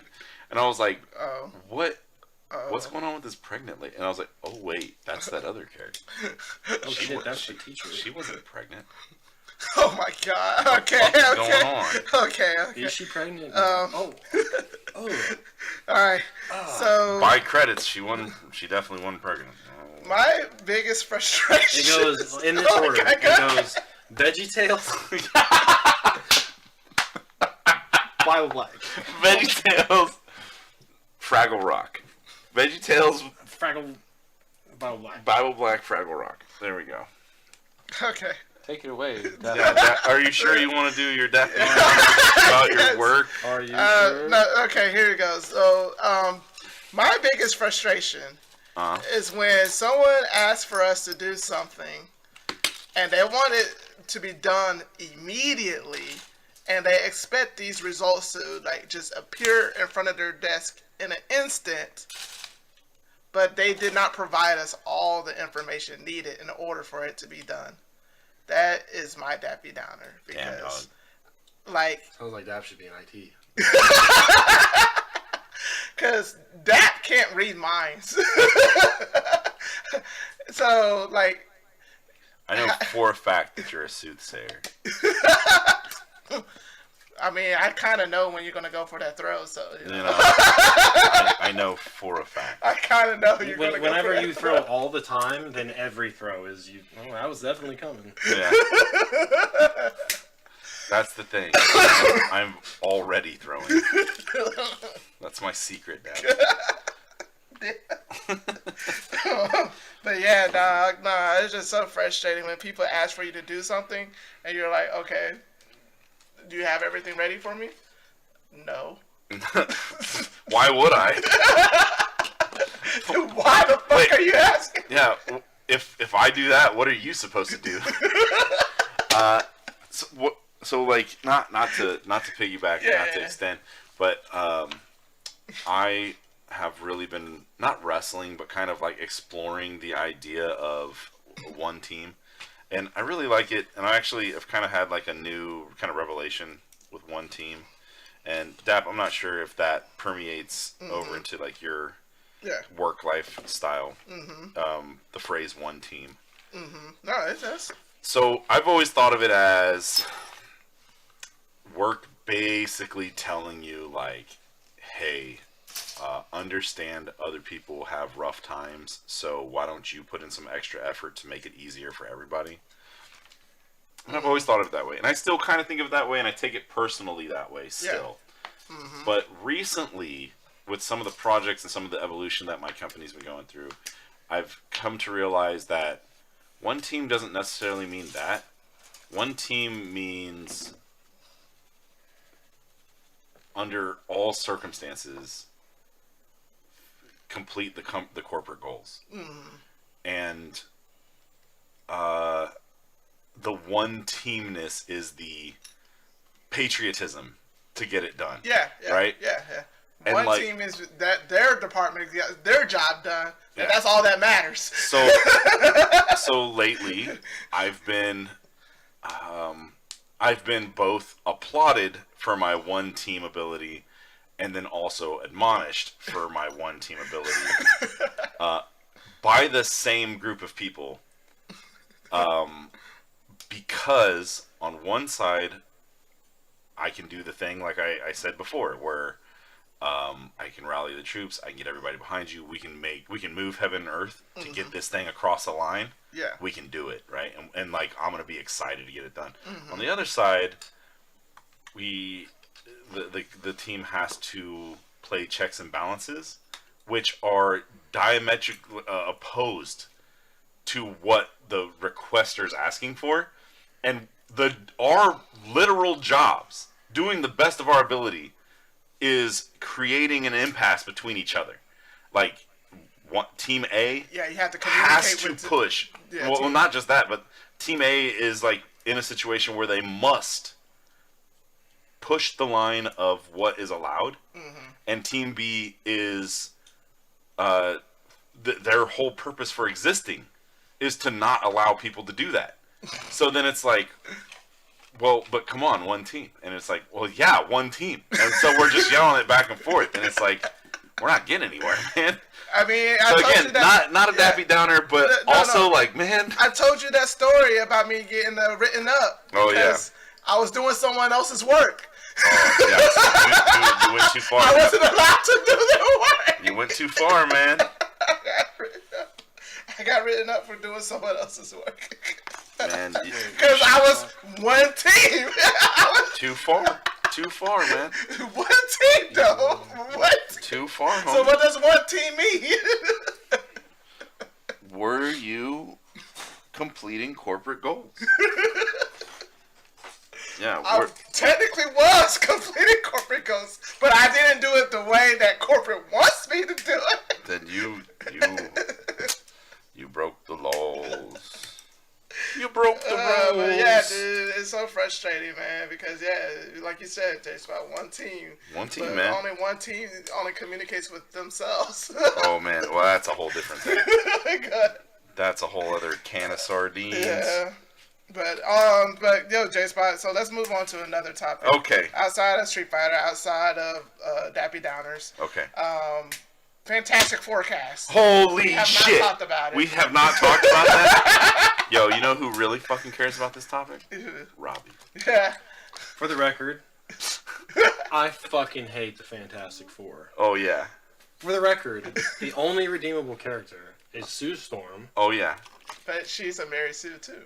Somewhat. And that's not what he said. Chill out. Maybe the son. I can't. His name. Franklin Richards. Franklin. Thank you. Yeah. On that note, because of how much ass, and I'll let you guys talk after. I'm just getting this out. Yeah. Because of how much ass the Fantastic Four asses around, Franklin Richards is still used horribly. He's a terribly written character, like all of them. Always. He is a Gary Sue that is always. He is the Avengers version of. Pull the fire alarm. Of Hope. Yeah. Of Hope Summers. Yeah, Hope Summers. Yeah. Which also weirdly is also the Avengers version of Hope Summers. Thank you. Yeah. Avengers vs. X-Men. Yes. You dog shit. Fucking worst storyline ever made. Hey man, Cyclops is right. So they make Cyclops cool though. I hate the Human Torch. These are endangered seals. Because J-Spot loves the X-Men. Steven, don't you dare. I hate the Human Torch. Yeah, I love Pedro Pascal. I hate. Wait, David Grimm sucks. Did you say you hated Pedro Pascal? No, he says he loves Pedro Pascal. Join us. I hate Reed Richards because of Civil War. Yes. and he just kind of is just he's just kind of Reed Richards is a dick. now evil Reed Richards. I mean, Coolest character. Coolest character. You know ever. that they Ever. made evil Reed Richards Doctor Doom in the Ultimate Universe. Yes. Yeah. Which is cool. Yeah. Doctor Doom is great, and they will all be horribly misused, and I hope nothing but bad things to happen. That being said, the 50s sitcom style, kind of like promotional art they've been coming out. Yeah. I feel like they already did that with WandaVision. Yeah, but they're doing it again. They actually hired the director who did WandaVision to direct the Fantastic Four movie. All right. Last thing I'll say, who is the director for Fantastic Four? Matt Shackman. Matt Shackman. I think that's how you pronounce his name. What does he do? He directed WandaVision. I just said that. Oh. The director. Sorry, I was trying to remember back the time when Jessica Alba fought a cloud. You talking about that Fantastic Four movie? I All right, forgot anyway, go. who directed that movie. I think it was what's his name who directed Ant-Man. Peyton Reed directed the first Fantastic Four movie. I think that was right. Yeah. Couldn't tell you. I'm about to look it up right now. Go for it. I'm really excited, and because I like Pedro Pascal, I like what's her name? That's doing Vanessa Kirby. I like Vanessa Kirby a lot. Vanessa Kirby. I actually wanted her to be Sue Storm, so. So yeah, I'm in. That I wish. And that's what we're really here for is Dab's wishes. Yeah. You know. Anything. I don't know the Human Torch actor. I know he's in Stranger Things. Yeah, he's the guy who was Eddie. I never watched Stranger Things, so. What? Yeah. Oh so, man. I'm sorry. Why? Tim Story is directed the first Fantastic Four. But why not? I just Do you know never how that appealed. works? I did no. I do. Shut up, Teresa. I'm not poor. I mean, I'm not poor. No. He's not poor. He's successful with a job and a home, ladies. Yes, indeed, and single. And single, Yes. ladies. He has a car. He cooks for himself. And no, I just never watched Stranger Things. He pronounces the L in Sam. I watched the first episode, and that's it. What? Yeah. Oh my gosh. Hey, what kind of guy? What kind of guy is your friend Darius? Oh my god. He pronounces the L in salmon. Salmon. Why'd you hate me for that, man? Now y'all say something. Teresa said it. I I just said said he salmon. pronounces the L. Yeah, You know, it's kind of the thing that I salmon. noticed. But honestly, for a really long time, I'm like, Shit. I'm like Jonathan's friend Lee. Lee Mm-hmm. who pronounces both T's in button. But, You helped me but, get I mean, people hate it this for me front piece for off and that front pronouncing piece off. Discord. I'm gonna do I that say for this. Discord. They're like, it's not Discord, it's Discord. I'm like, Discord. What am I saying? Is Discord. it both or both? Both of them. Pick both, one. Both. I just feel like Dab just pronounces all the letters. Salmon. Yeah, salmon. Garum Do you the hate me for salmon. saying that? No. Wait, how do you say it? What? Salmon? Yeah. Oh yeah. Salmon. Yo. See, this sounds wrong. No, It hold just on sounds though. wrong. This starts way Salmon, back but- when he said Graham crackers. Oh Right. my Yeah. god. He pronounces all the letters. Graham crackers. Yeah. Graham. It is Graham. Mr. Dap Vip. I'm not Graham crackers. Ugh. I'm just Graham. saying he pronounces all the letters. Yeah, he pronounces all the letters, All the letters. ladies. Oh my god. Now I'm gonna be conscious of what I say. As he has the tongue work. Teresa. Ladies. Got me. All the letters. Yeah. Oh my gosh. Alright. He knows his way Alright, over but how yeah, to turkey but base. yeah, no, I'm excited for the new Again? Fantastic Four Yeah. movie. Because I do love Pedro Pascal. Pascal. I love. He's one of my favorite actors. Like whenever I like him a lot. I first saw him in Game of Thrones when he played Oberyn Martell. He instantly was my favorite character. He was like, Right. he was I like, he cried instantly so was my hard. favorite character. Yeah, I cried so hard. And when he died, I hated the show. It totally, like, for me, that was like, yeah, why would you do this to me? Yeah. But also, have you watched his SNL skit where he's the Spanish mom? Because The that, mom, yeah, the Hispanic mom. Yeah, it's fantastic. Dude, Nah, it's so I fucking haven't good, seen that. dude. I gotta So check good. that out. I gotta check it out. and I like it so much that they bring him back to do it, like, enough- Multiple times, dude. Yeah. Oh man, it's so funny, man. It kills me. I just, I don't know. I just love it. I gotta check it out. Also, he Oh, has shit. strange beef with Karen Colgan. Also, love that. So, yeah, Fantastic Four. I don't know. I really like the guy who's being the Thing. I saw him in super Punisher. good. I saw him in Punisher. Oh, he was in Punisher? Mm-hmm. He was what's his name? He was the dude on the chair. I forgot his name. So he was already in a Marvel. Yeah, he was already in Marvel. Yeah. I forgot the dude's name. I don't know why we're talking about this because I'm very excited for Deadpool. Yeah, Deadpool I'm very 3 excited for Deadpool. Out. Yes. Yeah, it's coming out soon. Love to see more Hugh Jackman. I'm very excited for that. But yeah, I don't know. I hear rumors that there might be Daniel Radcliffe.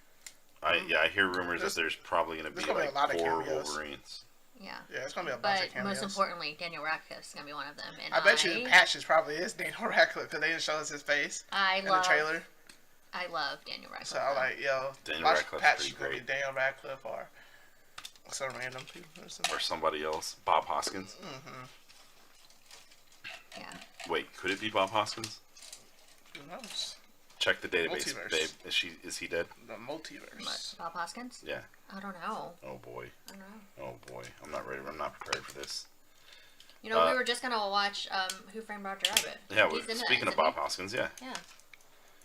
Oh yeah, I forgot you've never seen the actual show or movie. The actual movie. We were gonna watch it on Monday. Instead, we played games. Yeah, we played video games instead, and I'm never. Which game did y'all play? Pikmin 3? No, we played Age of Empires 2. Oh. Whoa, low. Yeah, I don't know. We played the same settings today, and it was fine. I mean, it's me. I don't know. I think it's me because we're on the same team, and I'm producing too well. I don't know. Okay, so that goes that way. I noticed that when I was behind, you guys did much better. Well, I mean, but when I was on it, you guys had troubles. What? Okay, that one game, for some reason, they just didn't even try. Like, they were just like, well, alright, just gonna quit because you guys are doing too well. Which I feel I should be used. No, nothing. Nothing. I was gonna do a sick burn, but not going to.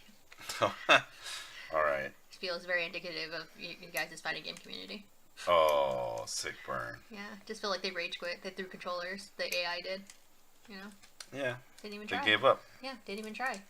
Didn't even want to play footsies with us, you know? Oh my god. Just gave up. Oh my gosh. Damn it, I can't figure Does this it shit show out. that frame data is not everything? What's your wife saying right now, Jason? This is Dr. Dangeef over here. You addressed her correctly. I don't know. Yesterday we were playing and we just had so many troubles and I don't get it. Yeah. I don't understand. Alright, I'm trying to figure this out. You guys built this before? Oh I yeah. should ask. So many times. I don't know. I don't know anything. I will admit, Robbie, you've passed a few things over to me, and then like I just immediately know.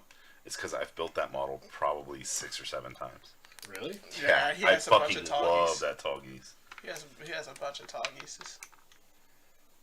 Trace Crucianata, man, he's the boy.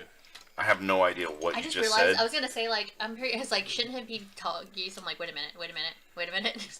Shouldn't it be tall geese? That's what we said. Well, I know because That's it's the multiple. word that came out of my mouth. Yeah, no, because it's multiple. You know. I was like, wait, goose? Oh my god. I do have, the tall geese too, Robbie. The blue one? Yeah. I have. I told Jason. Yeah, I told you I have 5 of them. This is the only one I don't have. Technically, You don't have the plain one? I don't have the plain one. You don't have the tallest goose? No, I don't have the plain one. a tall goose. Yeah. How do you not have the plain one? Just never bought it. Oh man. I had Alex the got me blue. this for Christmas 2 years ago. Oh wow. Yeah, I know No, Jared why? has like Why? 20 of these. What did I do? Well, now he does. He didn't back then. Uh, All right. Oh, here we go. Okay. That's Does Robbie know that of your future acquisition that's coming? No, we have not discussed this. Okay. I have not. If Brad is still in chat, I haven't been able to thank him for those awesome pictures you took of my brother at the parade. oh yeah. Oh That yeah, shit Those was pictures are fucking- Those so pictures are cool. good. Those pictures were cool. Y'all were at the Union City. Y'all were literally there. Like, Yeah, we were in the area of the shooting. Oh no, I was And- Oh yeah. No, we were. We were in At the the parade, We were yeah. in the spot where the Yeah. shooting took place, and we decided like an hour before to like go somewhere else. Mm-hmm. No, I'm glad that you guys did that. That would have been. Yeah, it worked out Yeah. well for us, I think. Mm-hmm. Yeah, they were up at the VIP section, I guess. Is where they Yeah, were. Brad and Sarah were. No, Brad and Rosa. Or sorry, Brad and Rosa were near the stage, basically. Yeah. Because they were with the DJ. Yeah, that was pretty cool. It was that was an experience. Wandering or trying, we ended up clocking like 9.3 miles that day, leaving Union Station. That's how far we had to backtrack around to get to a spot where they didn't have everything like blocked off. Yeah. Damn, dog. 9 miles. It was a lot, You can tell your kids that. Say, Did I do my that wrong granddaddy again? told me they walked to school, 9 miles uphill. You can be like, yeah. Yeah, I definitely the also same thing. walked 9 miles uphill. I can't stand y'all. Thank you. Totally, exactly the same. But you said that you stayed a night at a friend's place. I was thinking, it was probably Beth. I was like, it was probably Beth. And then you actually confirmed that it was Beth. I was like, yeah, I'm glad I didn't ask to come and say, hey, what the, because I would have been like, awkward. But that would have been fine. It's Man. awkward if you make it awkward. You're right about that. That is true. And that is sure he would. Don't do that. That's like, no, I've definitely already confirmed. I've already confirmed. I've already confirmed that As shit you- like in you an know. Applebee's reservation. As there's an I Ellen still Sanders remember. awkward. I still remember that time we went to Chili's or whatever. Which time? With Chris. I loved it. When he was talking about the streamer? No, not Chris T, but Chris Bullbleed. Y'all went to Chili's Remember? with them? After it was like after a max out or something. I don't remember. It was after. We went to Planet look Comic-Con. at level, whatever. Yeah. It was after Planet Comic-Con, yeah. And I ordered chips and dip. Y'all ruined Chili's for I yourself. ordered chips and dip. Yeah. I don't think you can ruin Chili's for Robbie. And Chris just started eating my You chips. get Presidentes, right? Is that the... No, that's... Yeah, that's Chili's. And I'm like, I love Chili's so what are you fucking much. doing? They have the skillet cookie, though. Oh, Robbie loves Chili's, dude. skillet cookies Like- are it. Yeah. I don't think that I'm like, the whitest guy you know, but I fucking love Chili's. He does. 2 things I know about Robbie. Loves Chili's. Loves Can't have sugar. bourbon chicken from Yeah, what's up? fucking Golden Golden Corral. Golden Man, I can't Corral. even think of that place. I don't I don't want that place to live in my head, but Yeah. it We go there. does. I know, But we go there every week. We're there on Sundays. We're there on Sundays. That is Twice up. on Sundays. Not twice. Just- Jesus. I would die. Yeah, I would literally I literally die now. Man, speaking of the word literally, So, J Spot, I thought your parents lived like 2 or 3 hours from here, right? nah, No. dog. Oh, they don't? They live like 2 or 3 minutes from here. That's not Oh. true. They live like 20 minutes. Oh. I thought, because why do y'all go to Brazelton then? Branson. Branson to go okay. see our friend Han. Oh, Or, I Branson. mean, well, we go to Branson for our own enjoyment, but Okay. we go down to Springfield and visit our friend Han. I Okay. used to, yeah. Cause I thought, okay, because I thought when you guys go And now we there, I get thought y'all buckets. go there Yeah. to visit your parents. I mean, they do have a timeshare. Oh, down okay, there. that's what it is. So we go on vacation with them. I see. That's what it is. Yeah, it's like, yeah, because Yeah, I guess there has been like many times where it's like, oh yeah, we're going down there with my parents. Yeah, because I'm like, damn, how do they keep coming all the way down here for a Golden Corral every Sunday? It's that good. It's just that Yeah, good, we gotta find a way to spend more money. man. The era of the Great American Fast Food Buffet is kind of gone, you know? Yeah, Yeah, used to I have miss like Ponderosa. Ponderosa, Ryan's, Ryan's, yeah, bro. So Old Country good. Buffet. Bro, y'all ever heard of Piccadilly's? Yes, Yeah. bro. Do Piccadilly's. you ever get lost on Twitter or whatever watching the Old Country Buffet training videos? Because I do. Yeah, they're I great. I will fucking sit there and watch a VHS. So that's, I told you like a couple of months ago, back when I saw the shop, I watched Waiting again for like the first Oh time. yeah. And that was because of the videos. Oh really? Yeah. That's what brought that up. Yeah, I was like, I gotta watch Waiting again, bro. Waiting's so good. Ryan Reynolds, man. Bro, The Batwing. so, Robbie, you gotta let us in, because you're I'd let you shit. you are tight with a celebrity. You're tight with the SFL champion. Did Chris T, what did he tell you after they won?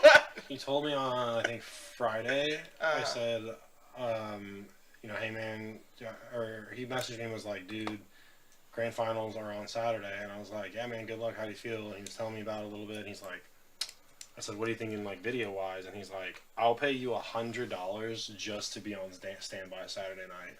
To cut something like that. Yeah. So because that's what we did with the SFL Grand Finals, was I cut that Drake video, I turned it around, like, and they won, and then 5 minutes later, that shit was on the internet.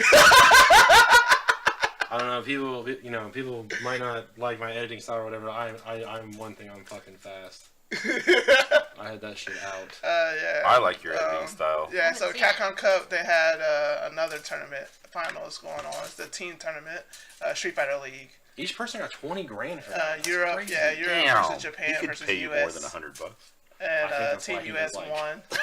$100. I'm like, yeah. Wow. Absolutely, US bro. won. Yeah, but They got Team ratings US too. was only like one Super Bowl person style. on there was actually from the United States. That was Chris T.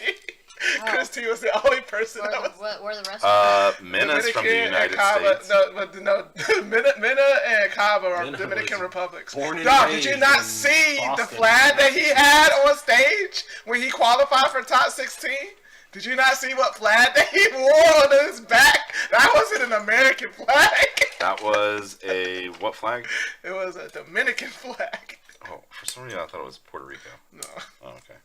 it was a Dominican. Oh yeah, he's from DR. That's right. Yeah. Mina and Cabo were. Yeah, Oh yeah, Mina RD. Yeah, Zhao Hai is from Hong Kong. Yeah, Zhao Hai is from Hong Kong. He's not even from the United States. He's not even from North America.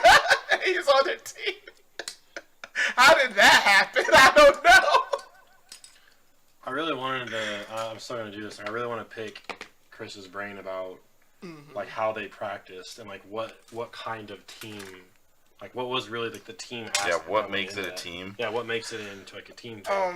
Besides you win and I win, but like, I think and I give you advice. Yeah, I think they're trying to figure out the order, like who should go and who should play, and But I mean, how do you practice for that? yeah, that is true. I mean, you really don't practice It's a together. Yeah, strategy. wouldn't you just like you do it Yeah. in the You need to moment get and you better. Yeah, it's just just you just strategy. keep getting better? Hey man, stop DPing so much. Or I guess that's what it is, right? Or do you That's set- the team or do you, aspect. Wait, do you have to put like what order you're gonna do? Yeah, They Or do have to- Pokemon order. Like Yeah. Pokemon style, yeah.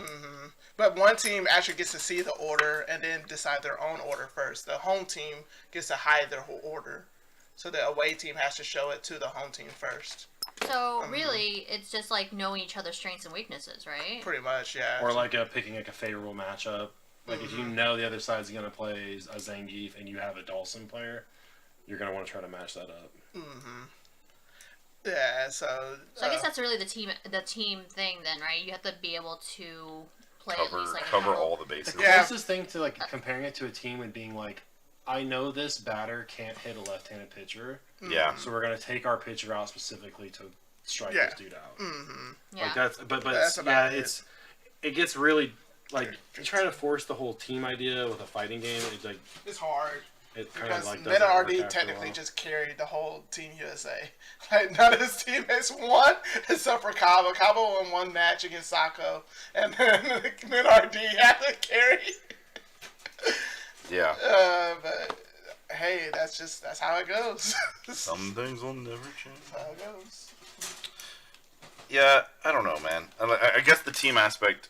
Do they practice together? Do they give are they only allowed to play each other? So they are able to give out advice and stuff through their headsets mid-match. Well, he was saying that they like practiced a lot together to get to this point, and that's why my thing is like, because if I practice with you guys, that entails me playing you and being like, so what could I do better in that situation? Right. So is it like, oh, I got that, but it was with fucking Mina RD and Kaba and Shanghai. Yeah, no, they probably think the game differently. I can understand what you're saying because they probably, because are experienced, they probably see the game a little bit different. And So I'm saying, I was like, if I had to interview Chris, I'd be like, so what kind of advice does Mina RD give you? Is it just you gotta whip punish better? Yeah. Or is it like, hey, this setup, or That's what you would ask him. You go, hey Chris. Like I'd ask him like, is he a douche? Like he seems like he is. Is he a straight up bro? Yeah. Because when I played Kaba, he told me the only reason he wanted to money match me was that, quote, Ken versus Guile is a 7-3 matchup and you're easy money. No offense. Signed, Mandrake. I was like, wow, Kaba wants to money match me. This is the best Guile in the world. Wow, Kaba just kicked the shit out of me 5-1. Oh my gosh. It was worth it. Hey, experience. But you know what though? None of KC will take him seriously because he's not from Japan. He's not Daigo. Daigo's Guile is better. Man. He said, he's like, I don't know. He's like, yeah, Ken Guile 7-3, and he's having a translator talking the whole time. I was like, oh, really? You think it's that bad? He's like, yeah, he said, unless you're Momochi or Chris T, like, every Ken here would be free for me. And I was like, oh, damn.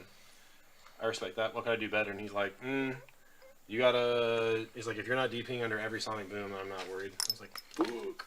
Yeah, that shit's hard, okay. Bro. And I see these players do it like it was easy too. Like you saw in a lot of the top 16 matches that Ken's would just do the run DP through fireballs. I'm like, how do you even react to that shit? Is it EX DP or spacing, regular DP? So the spacing that they're at, they can run stop in time.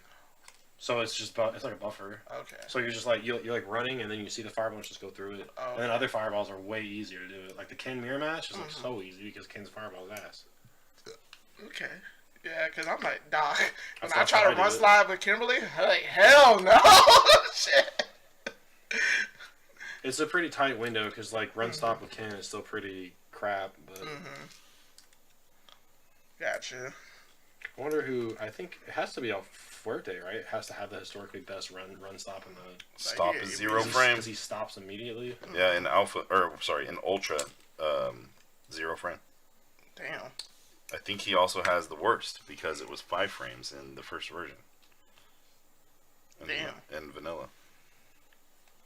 It's like, why would you even do it? Run stop was kind of pointless.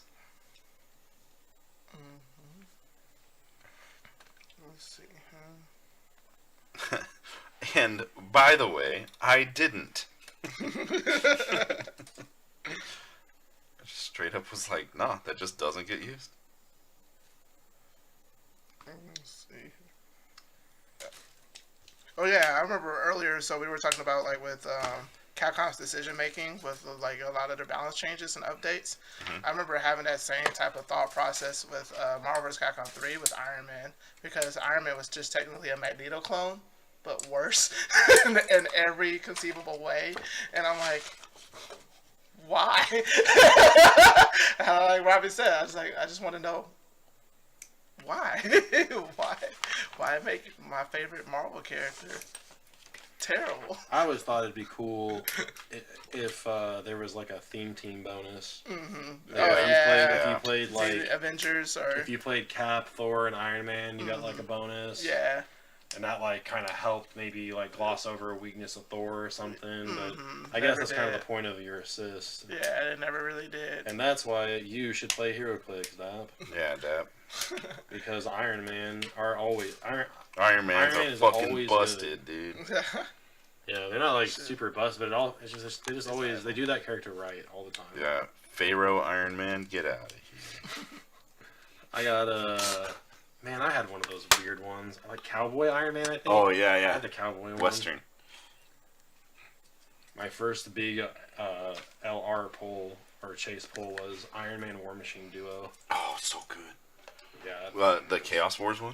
No, this was Web of Spider-Man. Okay. So this was old. This was before the Oreo dials. Yes. I bought it because it was like the only other pack they had at the vintage stock. And I was like, whoa, look at this. It has an orange little thing down here. I wonder if it's good. And I showed up to my first HeroClix tournament, and they were like, so you got a bunch of Street Fighter figures and this Iron Man War Machine Duo. Use him and throw all the others in the trash. Which actually, Canny was the only Street Fighter figure that lived long enough to do anything. Oh, yeah. Man. T-Hawk's ability to do an extra damage from dropping elevation. Condor Spire, or Condor, which one is that? Yeah, Dive? they're so bad. They're awesome. They're all so awful, dude. But, I mean, Akuma was okay. Dawson was the only support character. But yeah. I'm just really glad that they showed up at all. Oh my god, all these sequins are somehow getting static electricity to me. Dog. Also, the girls were still awake. What? Why? I don't know, before I came down here. I told them to go to bed. Oh. Literally at 9:30, they came down, they gave me hugs, and they told them to go to bed. I don't know. Did you beat them? No, I didn't beat them. What? Are you just saying that because we're on camera? What? No. No, I was just like, scared they scared the shit out of me. I didn't expect them to be awake. Jay's probably got like proof for the lawyers. Can you say that again? Fighting for custody. Oh my god. Were you in the living room? It's not even that. They're just like, Daddy, I want that car. And you're like, well, too bad, baby. You can't have that car. And they go, play the tape, kitty. Yeah. Oh my god. And it's like, name the date. And they're like, February 28th, 2024. And who's speaking? My dad and his two annoying ass friends. Yeah. Skip past the part where they talk about the hoses. Nobody cares about their Ford F-150 truck. And the detective's like smoking a cigarette. He goes, "Oh, black, yeah, classic." Anyways, typical. Haven't thought of that in 20 years. You're gonna have to watch. Son of a bitch. Yeah. You know they had a Home Depot. Just not that big a deal. Oh my god. Oh my god. Sounds very much like a kitty move. Yeah. Oh man. No, they wanted Lolly. And they're like, she's sick. I'm like, no, she's just in there. She don't want to come out. I'll take her Lolly home with me. Man. What is that piece, guy? What time is it? It is 11:37. Is it still coming down out there? I don't think so. I can't hear it no more. Oh, is it raining? It was like ice raining Wow. right before 9:30. That's insane. Kitty's like, the sink is leaking and it keeps making a drip and I don't like it. And she's like, will you come look at it? And I was like, okay, cool. So I ran upstairs and I was like, Kitty, there's nothing going on. It's out here in the window. And she's like, yeah, I can hear it. I don't like it. She's like, Daddy, what's wrong? And I was like, go look outside. So I took her to the front door and she's like, oh my goodness. She like flipped over from like sassy to like, oh wow, look at that. Get out of here, kid. Mm-hmm.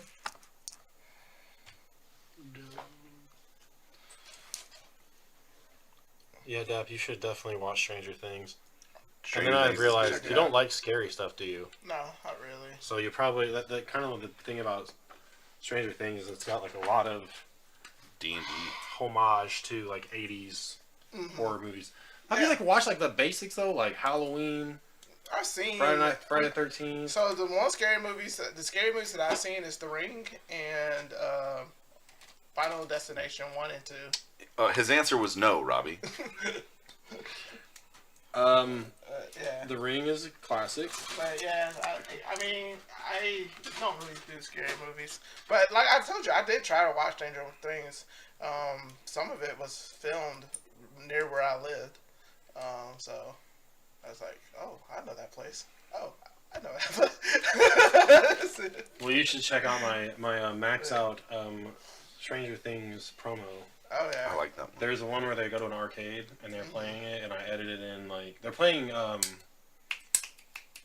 what's that castle game with the actual cartoon animations? Something's Dungeon Lair. Not Space Lair. Safe. Something Lair. Dragon's Lair. Dragon's Lair. Not, I was gonna say Space Ace, but that's the other one. Yeah, Dragon's Lair had like A12. like WB level like cartoon animation inside the game. It was like a quick time event game. Okay. Yeah. No. Because the female character was like, oh, she's so hot. Rotocast also. Yeah, rotoscope. Rotoscope, sorry. Yeah, no, I'll watch it. I'll check it out. I mean, it's very popular. I mean, I hear about it all day. So It's good, pretty much from top to bottom. There's some things you're like, but then it's like, you're watching it all at once. You have to wait. Yeah. let's see.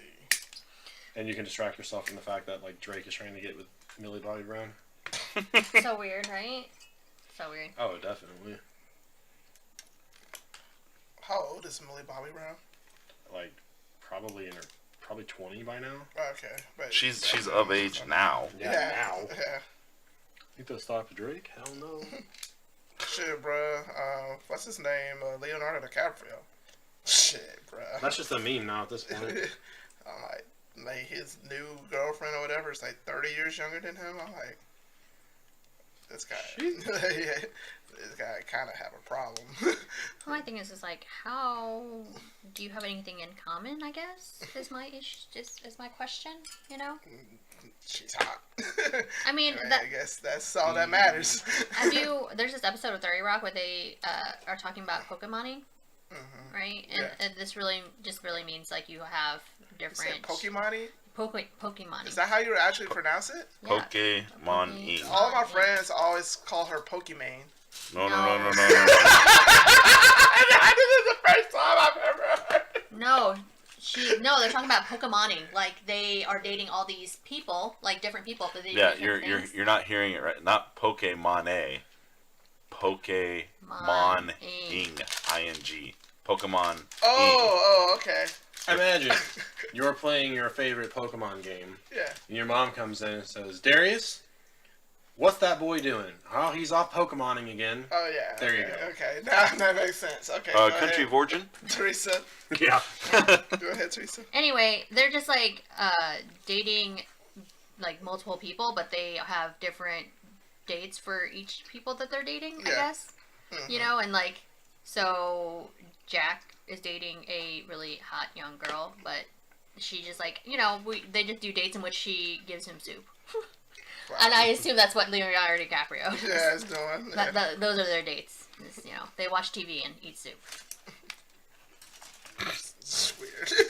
I'm just saying, like Zach Braff is dating Florence Pugh, which is also weird. Like he's 30 years older than her. I'm like, yeah, that's weird. Like, okay. Yeah, but I feel like he can have a sense of humor, and he does have a personality. I just thought he can have a sense of humor. You know, I'm just saying, like, I just don't feel that way about Leonardo DiCaprio. I don't know. He's allowed to have a sense of humor. I guess if you say so.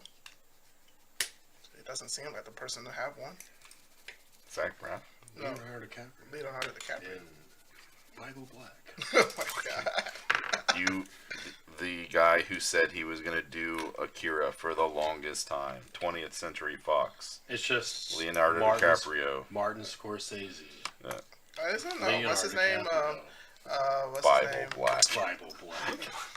Martin Scorsese. That's the one where he newest the acting. Taika Waititi wanted to do Akira. He's like, you know, the scene where the high school kids murder each other on this altar to Satan. Pure cinema. Cinema has never been spoken before. You guys will pay for those Marvel movies. Those are like theme park rides. This is like a theme park ride where you get a hose shoved up. Oh my god. The turkey basters never stop. Robert De Niro. Yeah. He's also there. Oh man, speaking of Robert De Niro, earlier you were talking about like the Any Given Sunday speech. All I wanted to be was like, Coach Al Pacino told us. And I never did it. I held quiet. God damn it. The best edit that my dad's ever made. So he used to make these highlight tapes for our traveling baseball team every year. Yeah. And our senior year of high school, it was like the last one, and he did the Al Pacino speech, Game of Inches, but he edited it to fit baseball. Oh man, so good. Damn. That, I mean, it's very... If I showed you guys those videos, you'd be like, well, this is just all Robbie. I go, well... I mean, you were the team. Just say that. I wasn't the team. I was him. Oh, he is him. No. One team. Found out like one team, baby. Sounds like 99% Himalayan. Yeah. 100% Himalayan. You sure you're not from Shin Africa? How's that boy doing? How's my buddy doing? Well, he lost to Musa, one of my other homies, one of my friends, and he went on a tirade about how broken DJ is. Even after the changes, he went like, Oh, fuck that, man. That's a DJ. Street Fighter 4, too. Don't get twisted. Oh, my goodness. So, Robbie. What's up? I don't know if you know this yet. G19. I'm getting ready to purchase a copy of Kingdom Death. You are? Yes. Okay, sick. Badass, even? Yes. I'm very excited. Teresa has blessed said occurrence. I just need to move the money and make it happen. That's fucking awesome, dude. I'm so stoked. I wish I had some space to start putting together the Gambler chest. Yeah. So are you just buying core game, or are you gonna go Gambler chest too? The one that I'm getting has literally everything, and Black Knight will be delivering as well. Did you already order? No. But Redifer's letting go of his copy, and I'm picking it up. Oh, I was gonna ask you. Yeah. So you're buying Redifer's copy? Yeah, I'm buying Redifer's copy. Congrats. Thank you. It was gonna be one of us. It was. Yeah, I was like, I know it was you or I, and we kept saying who it was gonna be. Well, he offered me. He was like, "Hey, if you need anything Kingdom Death related, let me know because, like, obviously I'm not doing shit with mine." Yeah. And at the time, I was like, I have literally no disposable income. Yeah. And I knew he had done that, right? So when he hit me up, I was like, if anything is missing, it's a no. And he was like, nothing is missing. I was like, oh, let me talk to Teresa. Good. Well, I'm glad it's going to a good home. He goes, I need you to help me out. And I was like, need me?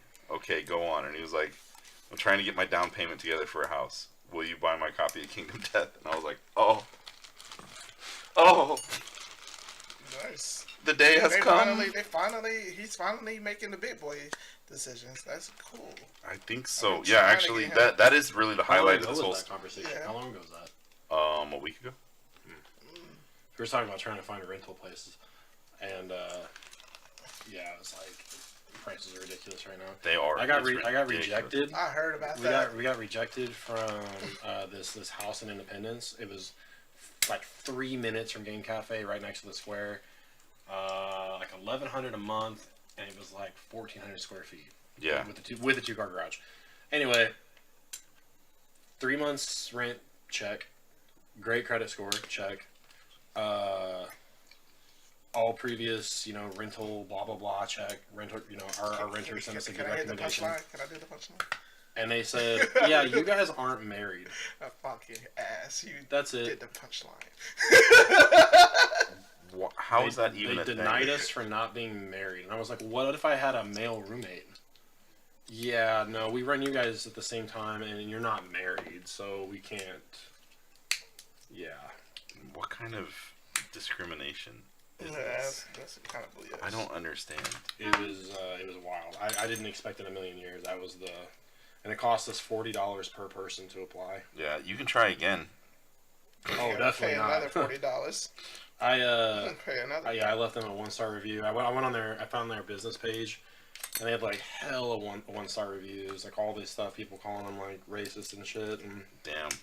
That sucked because the house was awesome. I was like, man, I could start collecting arcade games. And I mean, should just just have you guys space were that exist. Yeah. Say that you're roommates. Yeah, I don't know what it was, but it was. That's so weird. The way the lady told me on the phone just kind of reeked of like weird bullshit judging. Yeah, I think they do it through a computer, and the computer just said decline, and they probably just gave you a bullshit reason. I think it's probably more like the house had like just went up, so like we applied for it immediately. It's probably like we need to get a certain amount of applications, like guaranteed. Oh, so that we can give it to the person we already agreed to give it to. And then like after we file 10 of these, then we'll give it to that 11th person that they get the house. Mm-hmm. Man, it was in such a good spot though. It would have cut my drive out here by like over half. Oh yeah. Like when I had my apartment in Independence, and I'd come out here and I'd be like, man, this drive is so much better than having to go all the way to fucking Oak Grove. It's just too good. Yeah. I'm gonna finish this bitch. Hell yeah, dude. Oh hell yeah, you're so close. Mm-hmm. You got the thrusters. We're getting there. Yeah, the thrusters are what's left. And his little goosey wings. Yeah. What if he had like a bill? Yeah. The Shar version, the Shar Aznub version has has a duck bill. That's a big old duckbill. So, Robbie, I was actually thinking about painting this Wing Zero, the cheese colors, to get like extra brownie points in this competition. But I like red. No, you gotta go Falcons. You guys. Yeah, no, you gotta go Falcons, dude. I love red and black. Red is my favorite color. Red, black, white is a timeless color scheme. Mm-hmm. Let's see. 42. J-Spot, I may have to come here during the weekday. I'm okay. To paint. Go for it. FYI. Teresa, you heard here. Here, Teresa. Speaking of, now I just remembered what I needed to ask Robbie. Robbie, please come with us to Omaha. Please come with us to Omaha. March 2nd? Yes, the Saturday. Can't do it. Why? Can't do it, bro. Because I got Max out. I got Planet Comic Con. I told Hey, you. man. March 2nd. You still down for dinner? Yeah. Not. Tell Marty. I said, I asked. Tell her I asked. It's just like it's like for me more like I get burned out. All right. That I can understand. All right, cool. Yeah, Marnie's not some kind of like weird strickler about what I can Hey. I know she told me this at Khan's wedding thingy, but I still don't believe her. I know she told me this to my face, that she does not tie you to a rope. I mean, I know what Robbie's into. I've seen the videos that he used to download off of. There's no water I heard hoses. some talk. Yeah, I was gonna say, I don't know. I heard some talk about hoses, so really it could be anything. And ball gags. Yeah. Have you been to Omaha Zoo though? Omaha Zoo is the best. I mean, if you're gonna be there, Dad, maybe we should go a little early and go to the Omaha Zoo. It's really nice. We might stop by. Let's see. Really, Actually, though, it's so so good. You should just stay an me. extra day. I should ask Mango Man if he wants to come. What is his actual name? I know he told me before. Iya. It is Iya? Iya. Okay. I always have to. Mm-hmm. Better luck next time. Yeah. Try again. I can never remember his name. I know Elmer's like Elliot. No, I don't know Elmer Blue's real name. Yeah, I asked him for it. He wouldn't give it to me. I was like, I don't want to call you Elmer's Glue. I just call him Glue. Mm-hmm. Yeah. Let's see here. Y'all are so weird. Hey. Yeah. Hey man, that's the FGC for you. So what? Oh yeah. I should be at Top of the Shop this Thursday, depending on how I feel. As it always is. But I should be there this Thursday. Wait, what? Try. Does it go like this? I heard there's a burger place going up to Omaha, right? Is that? I always get the directions wrong. No. That's No, the that point. was Iowa. Zombie Burger. Zombie Burger, yeah. Beansman and I actually went there. It's so good. Mm-hmm. It was really good. Are you driving up by yourself, Dad? Is that Riley and I are going. Oh, yeah, Riley. We're going to drive there. But yeah, we went there last time. Riley ended up getting second at that tournament. He lost to a Dawson player. Hopefully, he will get his run back. Or I will beat him. Mm-hmm. Anyway, but Riley would probably be down for the zoo. Yeah. Dude, Riley'd be down for the zoo. Yeah. I would be down too. If we have time, I'll go stop by. Yeah. Is it free? No. It's way too nice for that. Yeah. Riley would be down for the zoo. Mm-hmm. I mean, Riley's just... When we went to an Omaha tournament one year for Street Fighter 4, we were trying to get Fire Team to go, and he couldn't because he had school or something, and he was like, Fire Team's kind of guy like doesn't cuss or anything like that. And he goes, use a quote, kill those zoo-loving bitches. Like, damn. Oh, fuck. Oh, You that's ain't a hole. wrong. I mean, they do have a nice zoo. I mean, their zoo's real nice. The president of that made their zoo so nice is the president of our zoo now. And I'm going to say it here first. Not impressed with our aquarium. I like it. Not impressed. I enjoyed it for being for a free part of the zoo. I enjoy it. I love that it is at no extra cost. I think that for some reason, not being a standalone aquarium, you guys that is nice. talking about the zoo, it's kind of reminded me of Chainsaw Man. Robbie, have you read this week's chapter of Chainsaw Man? Well, it came out today. So. Chainsaw Man? Came out today. No, I haven't. The app that I read it on, is like messed up right now, but I'll probably just look it up on Reddit. I just subscribed to Shonen Jump. It's like only $2 a month, so I was like, fuck it. I just subscribe. Oh man, did I tell you I finished Berserk? Well, you're caught up. Oh, sorry, yeah, I'm caught up. He caught up. How do you feel about it? I fucking love it. I'm Dark. so into it. Has Guts finally avenged? No, nothing has happened. What? Well, stuff has happened. It's just. Has he collected any one of those God hands? Cause I think he had to collect like 5 of them, right? No, wait, I'm not caught up. Since anything new has been released, as in like. What's the last thing you saw? Or last thing Falconia arc. Is Costco wearing like the Phoenix dress? Yeah. Then that is you're caught up, I think. Oh, okay. Well, so volume 41, right? I finished volume 41. Basic. It sucks because it's an impossible task. Nobody's gonna be able to draw it completely the same. Yeah. The vision is not going to be 100%. 100% what it was supposed to be. But goddamn, they're trying, man. I'm just trying to figure out, has Guts beaten one of the God hands yet? No. That's He not hasn't the beaten point. one? That's not the point. Yeah, it's not a shonen, dude. Yeah, there's no tournament arc. Dog, no, I'm not watching Walking Dead all over again. I'm sorry. That's a poor comparison. No, because like The Walking Dead, they had the first season, the goal was to find the cure, right? And then the end of the season. The first season was to get out of Atlanta. Yeah. Which is me on a Tuesday. Hey, boom. Whoa, do you know they you can't get a JBC at the Atlanta airport? Are you caught up on the Walking Dead comic? No.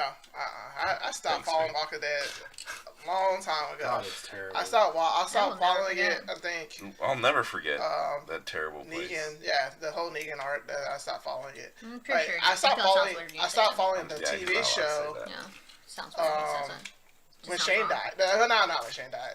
Shane was the best character in the Spoiler. show. Yeah, sorry. Shane was the best character in the show. I stopped following it when they killed the governor and everything. Wow, Governor. God, it Man. continues. I'm sorry about that. We're literally watching it right now. You are? No. No. God, no. Ugh. Oh, The man. show became boring to me when I found out that there was no cure. Yeah, Because season like one. when there's no goal or anything like that, then There is. what's the point? You know, it's like, Survival? Then no, I don't know, dude. They're gonna die. They're But all honestly- gonna die. But You don't want to seriously, watch though, a let's be story honest, that though, constantly proves the human spirit can overcome the darkest parts of Yeah, a shonen. humanity. No, they're gonna die. They're just gonna fucking die. No, it ain't for me. It ain't for me. But also, survival, just no. This is- I would already have too much. looted and died already. I guess before maybe we got to because that I've point. been jaded with Lost, because they kept on leading us on for over and over again with the seasons, and then it ended up being for nothing. You should watch Korean dramas. What show is So that? it's like Lost. Oh. That show led us on for the entire time. It It's was one of Mario's favorite shows. Stop saying us. let me on. You're offending people. Stop saying us. Oh, I'm just saying you should watch with Korean Berserk, dramas. so like it sounds like Berserk. It's like the same thing. It's just a story that just No. never ends. No, the fucking artist died. Oh yeah, I know that. Yeah, Kentaro Miura. He died But I'm talking about in the most berserk way possible. Did you read about how he died? He was just in his bed one night, and his heart had a fuck up, and it just shot blood up through his skull and killed him. Holy shit. Like, that's like the most Kingdom Death way of dying. Yeah. Oh my gosh. You're asleep. But Roll a d10. I don't know. Was he married? Did he have life insurance? Because that sounds Hell suspicious. no. This dude was like obsessed with idol gacha games in Japan. And he like was so rich and so famous from writing this manga that he just like stopped doing it because he was just playing gacha games all day for his waifus. And they died. yeah. Speaking of which, so Uma turned down the Red Bull invitation to go to a HoloLive show during the same weekend. Dude, we He had has his priorities set. we had these two new guys show up to the shop last week. And they come downstairs, and Riley was the only one there, and they're like, "Hey man, we're here for the fighting game tournament." And he's like, "Oh, okay, well, we're not doing a fighting game tournament this week." Kind of explaining. Yeah. They come back, and one of them comes over and sits down with me. And he's like, "Hey man, I'm so and so," and like, he talked with this really fucking weird accent. Yeah. Like he was trying too hard to be like hip and street. Yeah. Anyways, fast forward to the end of the night. Hey man, can you help us get out to our car? Sure, nothing problem. Hey, you guys have a good time, blah, blah, blah. Get out the car. So, when's this big tournament coming up? Oh, it's March 16th. Oh man, I wish we could go to that. I'm like, well, I can't. Well, we won't be around very much anymore. I'm like, what do you mean you won't be around? Like, you don't want to be around anymore? And they're like, oh, we're going to, or he's like, there's a HoloLive concert that day. And I was like, oh, okay, that's cool, And he's like, it's a virtual VTubers concert. Yeah. Like, literally, they're just at home on the internet. It's like a watching person streaming a video game, and they have a fake. They have like a rig, like an animation rig set up that mimics their movements and stuff. Like, so it's an anime character, super big in Japan. And this kid, because he lets me know that he's 18. He's like, yeah, I have to go to a HoloLive concert that day. I can't come out. I'm like, oh, well, that's cool. I get it. Anime is cool, whatever. We have them every other month, or we're trying to. Oh, yeah, well, we're actually, like, going to the concert in Japan. And I was like, oh, that's sick. You ever been in Japan? Blah, blah, blah. No, we ain't got money like that, so we're just going to kind of get off the plane and just kind of, like, sleep outside. Yo, Roblox. And I was like, okay. And he's like, yeah, Japan's really clean. And I said, sure. Go on. I hear they have like those reading. And I was places? like, I'm pretty sure they still care about library. People's homelessness. Yeah, exactly. No, especially Americans. I saw it on TikTok where you can rent a little reading room.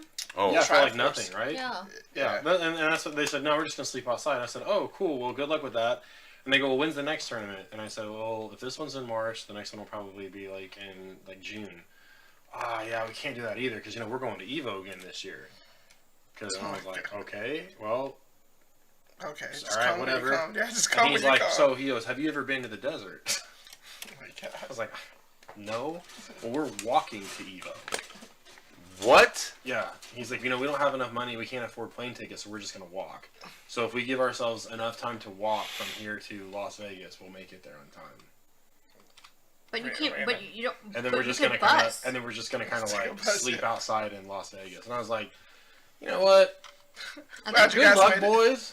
Oh, and they were literally the definition of Jay and Silent Bob. Oh my God. I assume that they're just like little white. Yo. So yeah, no, 100%. So. Right. Jay is a Hispanic guy. Okay. But is he white passing? I've never seen them before. He's a Hispanic guy with like dirty hair, and he has a bike. He has the biking jacket on from Evo. Okay. And he's like, yeah, man, hey, fam, what's up, bro? Blah, blah, doing too much, X, Y, and Z. Oh, yeah, cool. Silent Bob is a tiny Asian guy who's just smiling a lot. Smiling and nodding. So he's telling me about how he's like, man, I really like to play Third Strike. How come you guys don't play Third Strike here? And I explained to him. I said, but hey, you want to bring Third Strike out? I guarantee you'll get people to play. Oh, that's what we gotta do. He's like, the problem is like we don't have any controllers that work. And I said, well, here's how. I said, you shoot this little thing on a converter. I'm explaining how the converter works. The little Silent Bob turns to him and goes, "Yo, that's what I was talking about earlier." And then just goes back to like smiling and nodding. And he's like, "Oh, that's right." So I was showing. I was like, "Yeah, those little wingman converters." I was like, "Get one of those and it'll work," because they want to play on the Switch. Yeah. I know. But I said, oh, well, for Switch, if you get a wingman converter, it'll work on anything. And that's when Silent Bob was like, yo, those are the things that I was talking about. And then just goes straight back to silence. And I was like, damn, really caught me off guard. Yo, can I ask you what characters they use in Street Fighter? The guy, Jay played Jamie, and he just did not know what was going on. Oh my god. But And then I walking? think Silent Bob played Blanca. Oh my god. But walking. I just cannot. Yeah, they're gonna walk all the way to fucking Las Vegas. Are you kidding me? Like, shut up, kid. Y'all got money for a bus. Yeah, who the fuck knows, man? But also, like, why, though? The biking jacket he had on, I'm pretty sure is like a $300 jacket at Evo. So I don't it's really... one of the nerds jackets. He just kept saying, he just kept saying, you know, we ain't got it like that, so we got to do X, Y, and Z, and it's just like, all right. You sure you don't got it like that? I don't know what the fuck that means.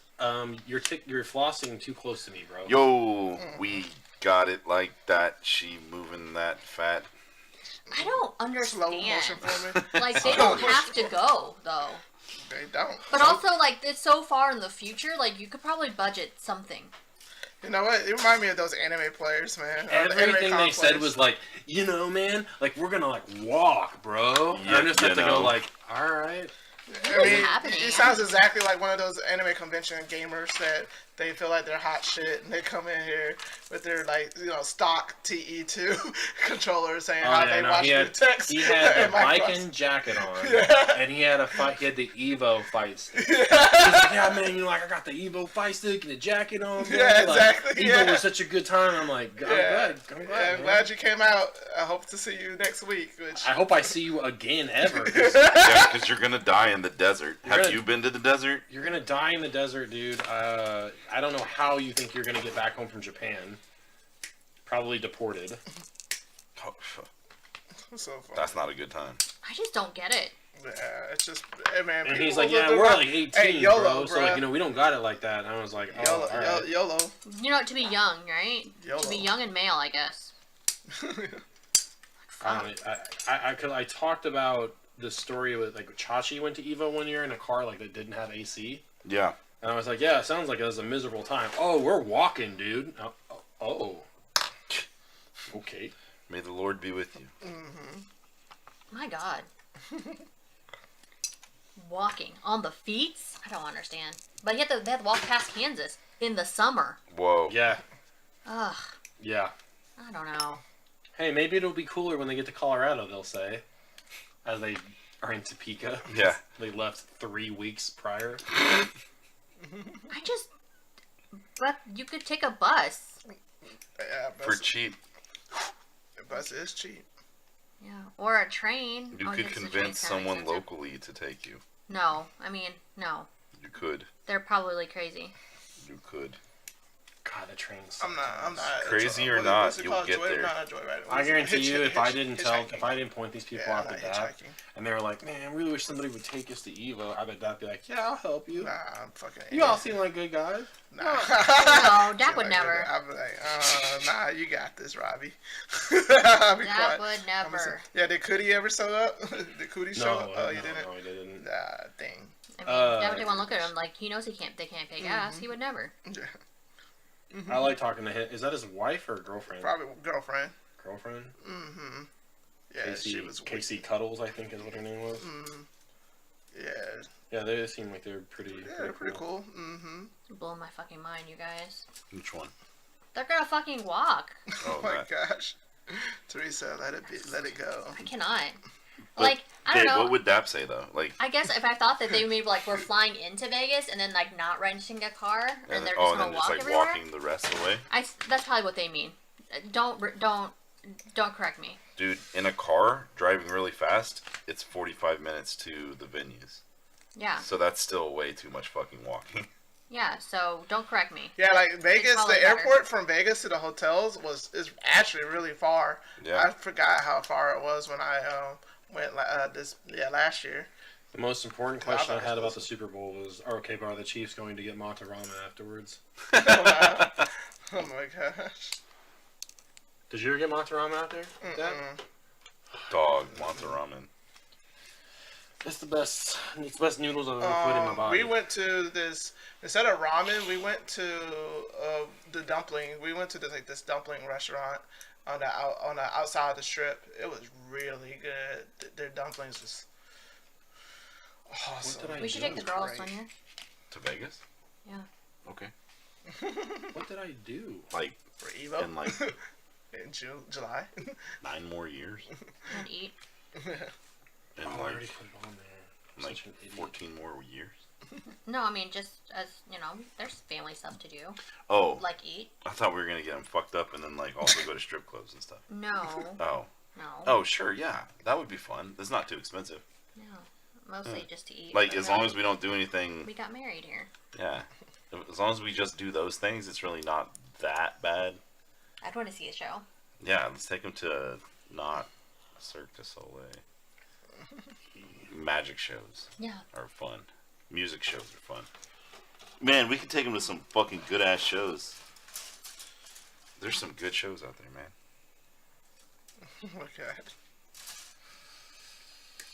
And some really good food. I've always wanted to take you to the KBBQ place we went on Glenn and Alan's suggestion. It was so good, babe. Yeah. I just like to eat. I would like to eat. I just like to eat. I mean, that's basically what we do our whole vacations on anyway. Yeah, it's based off it.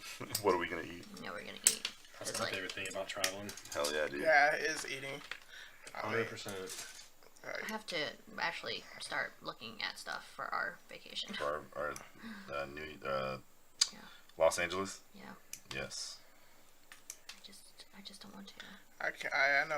I'm already looking forward to what I'm going to eat in Atlanta There you go. next month. Go eat at KBBQ there. How exciting. Well, I was desperate for some until K-pop came to be. Yeah. Dude, I want the K-pot up here to hurry up and open. Mm-hmm. Yeah, it's funny. One of my friends from Atlanta showed me a picture of K-pop. I was like, oh, I was just there yesterday. Nice. Let's see. God damn it. I don't know how this thing goes. Okay, this is how it goes. Nice. And after this piece, I gotta go home. I wonder how the guys are doing on their cruise. Yeah, I wanted to ask you if you talked to them. Nope. Talk to who? Justin, Corpse, well, they're the same person. Adam and Seth.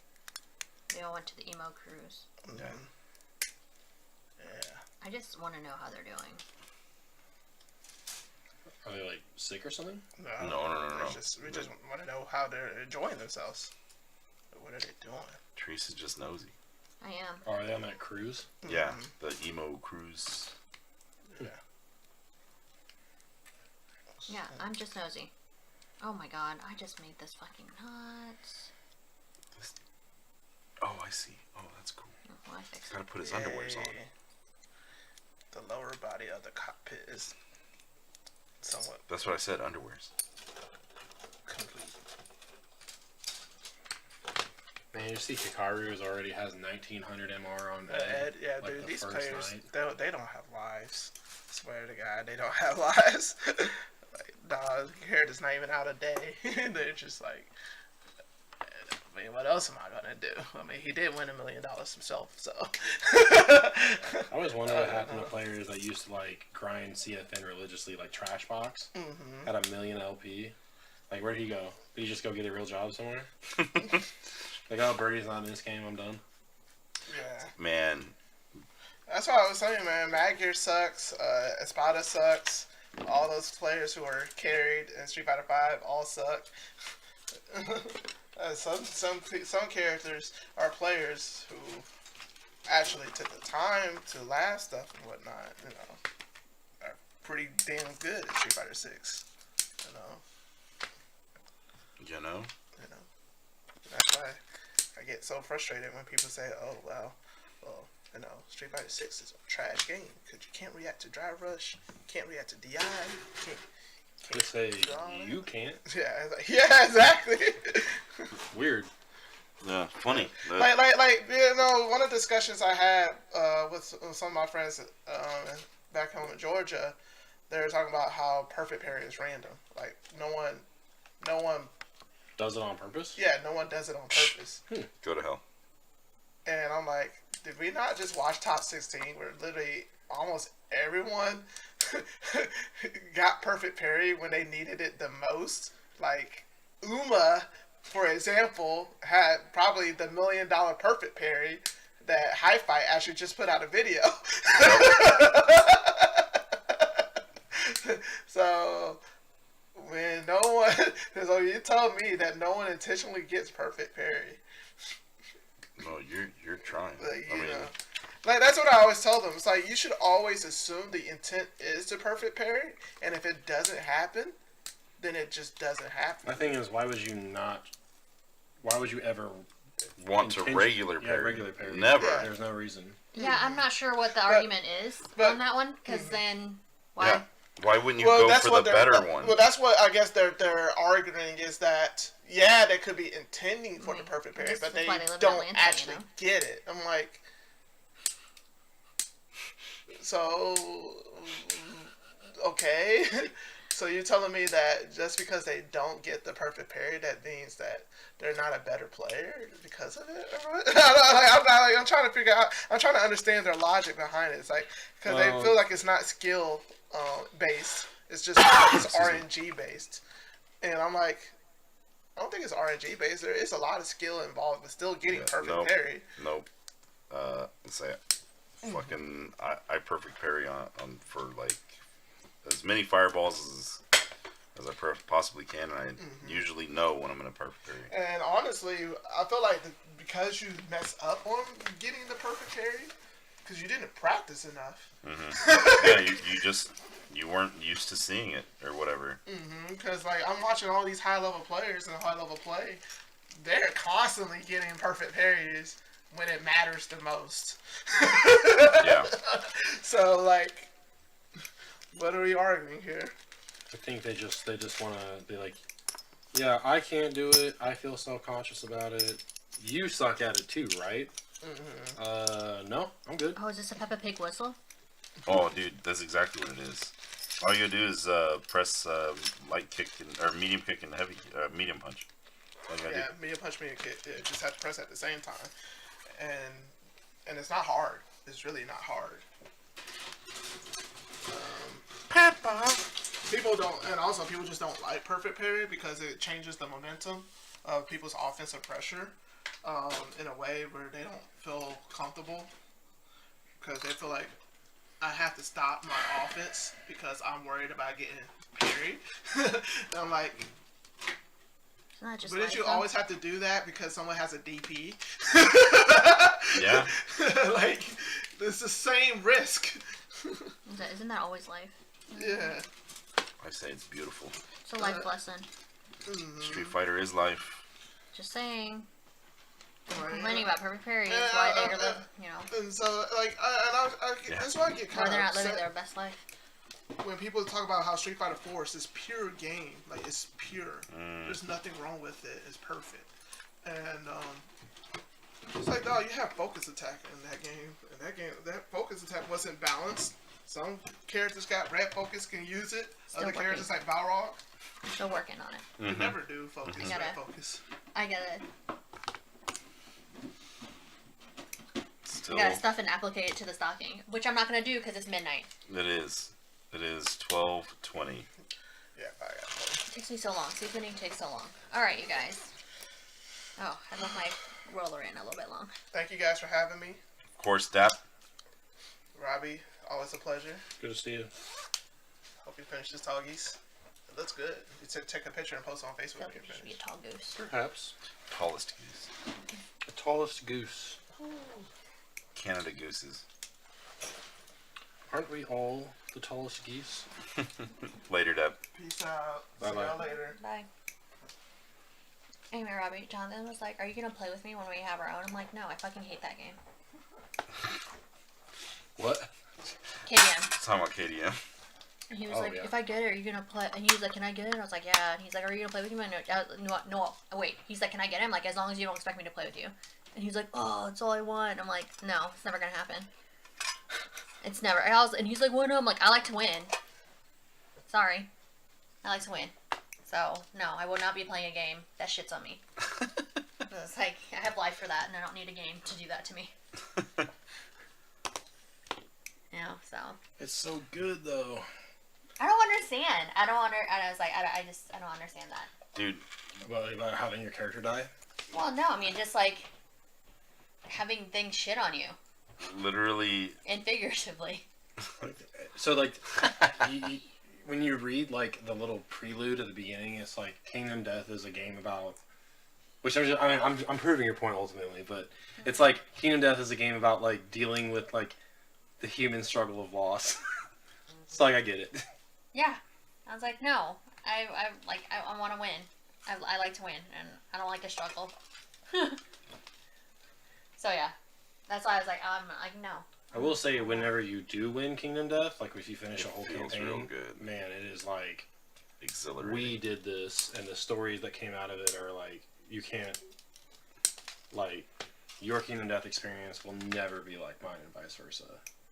Yeah. Because of everything that we did together to get here, and all the crazy 1 in 1 millionth shots of having these events line up perfectly. And literally getting shit on by a phoenix. Yeah. I'm just saying, I do like the stories, but it ain't for me. I'm glad you at least know about it, so that if I do start playing, when I do start playing, and I come back and I tell you about it, you know, in bed, in our intimate moments, then you'll at least be like, man, fuck that. I don't know. I really hated the way you stated that. I'm gonna go now. Love you, baby. Have a good week, everyone. Later. I'm gonna get her to play. How long are you going, Hey, man? have you seen Bones? Whenever. I'm going as long as you are.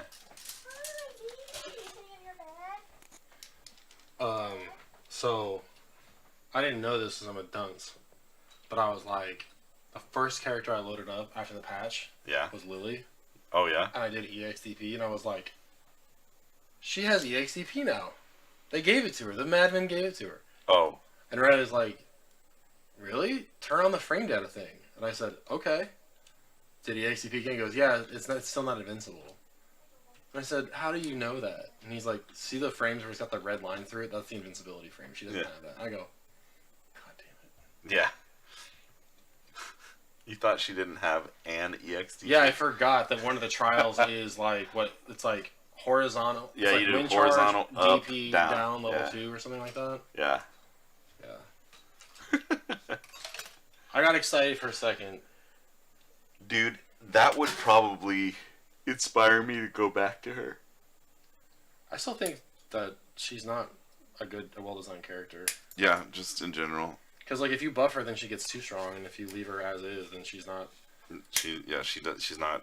The word that somebody used on the internet was,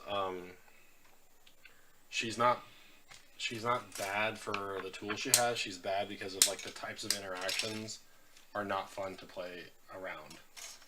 I would, yeah. It's not fun to have a grappler constantly be plus in your face, like... And on the other side, it's not fun to be playing the grappler and just have such an insane uphill battle for every situation. Yeah, it's crazy to be possibly the best character in the game that can't interact with the game. I mean, it's oiled Hakan all over again. He's the best character in the game if he has oil. Yeah, if she has wind stock, she's the best character in the game for the next interaction. Right. For the following interaction, she'll be the best. It's like a movie thing. The following interaction is rated plus for frames. Dude, you can't talk to me like that. You're rated plus for frames. Cinema. Toilet stall, lots of hoses. Cinema. I've been playing this game since college called Dungeon Crawl Stone Soup. Whoa. I don't know what it is. It is a true to form roguelike dungeon crawler. Okay. If you die, you're dead forever, start over. It's 100,000% randomly generated every playthrough. Okay. Down to the items you find, the places in the game, the enemies you encounter, so on and so forth. So, let's just say for the sake of our conversation, because this is fairly accurate. I've been playing Dungeon Crawl Stone Soup off and on for like the better part of like 15 years. Okay. It's a game I put down for like a couple months, and then I come back to it and I play it like every day. Because you can just, your playthroughs can just last. Sometimes they last 5 minutes. Sometimes they last 2 hours. Wow. I've never beaten it. Okay. It's beatable. It is beatable, yeah. There is a definitive end, and there's like 15 different races of character you can make. There's like 25 different classes you can be. So it has an absolutely insane amount. The game is 100% free by the way. That's cool. Never beaten it before in 15 plus years of playing it, and I started a playthrough today at 4:30, and I am on the very last floor. Oh. And then the power went out. Oh, what? And there are so many times in the game that I've gotten to this point, and I just completely misread a situation, and a monster just fucking kills you. There is no way to like recover a save. There's no way to like scum it. Like when you're dead, you're dead. Damn. And the power went out before I left, and I thought that was it. I was like, I am going to walk into traffic. What? And thank God the autosave kicked in, so I didn't lose my game. Oh, wow. But I've been thinking about it all night about like, man, I'm so close. I'm finally gonna beat Stone Soup. And I'm agonizing because I'm like one wrong move at this point in the game and I could just fucking lose all. I think I have like 3 hours and 38 minutes on this play. Holy cow. And it's just like every corner you turn around could be the end. How does it play? So it's really fucking simple. It's like a turn-based RPG. If I showed you, you'd be like, oh, okay, I see. It's not the most graphically impressive thing because this game came out back in like 2009 or whatever. Okay. But it plays really fast. It plays really loose. And yeah, it's fucking. It's one of the reasons why I like games like Kingdom Death so much. Like the roguelikes or games that have death with consequences. Oh yes. So like I'd been playing Dungeon Crawl Stone Soup for like a long fucking time, and then Dark Souls came out, and everybody's like, Dark Souls is the hardest game ever, dude. I was like, what's hard about it? Well, when you die, all of your souls drop. I'm like, what are souls? Well, it's like your experience points. And I said, oh, okay. Well, what about all your gear? Oh, I mean, yeah, you get to keep that. I said, well, okay, so like, what about all like your consumables and spells you have? Yeah, you get to keep everything. What's so hard about this to understand? And I was like, oh, so then it's not really like a roguelike then. Yeah. And I'm like, no, it totally is. It's so hard. And I was like, oh, well, there's this game called Dungeon Crawl Stone Soup. These graphics suck. I hate this. I've beaten Dark Souls more times than I can count. I have never gotten this close to beating this game. Yeah. Dungeon Crawl Stone Soup. Dungeon Crawl Stone Soup. Dungeon Crawl Stone Soup. This goes into this.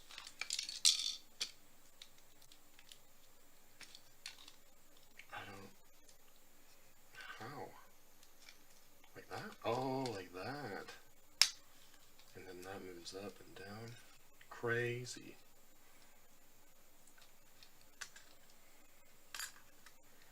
I'm like getting to the point now where all these pieces are starting to kind of look the fucking same. And I'm like I kind of auto like that. Those pieces I was having you pull out, I was like, I kind of just like blanked out. It's just autopiloting. Sure.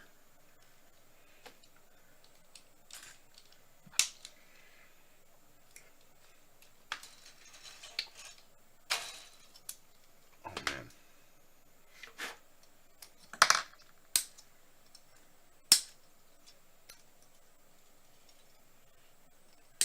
Man, I wasn't really super excited to do this build.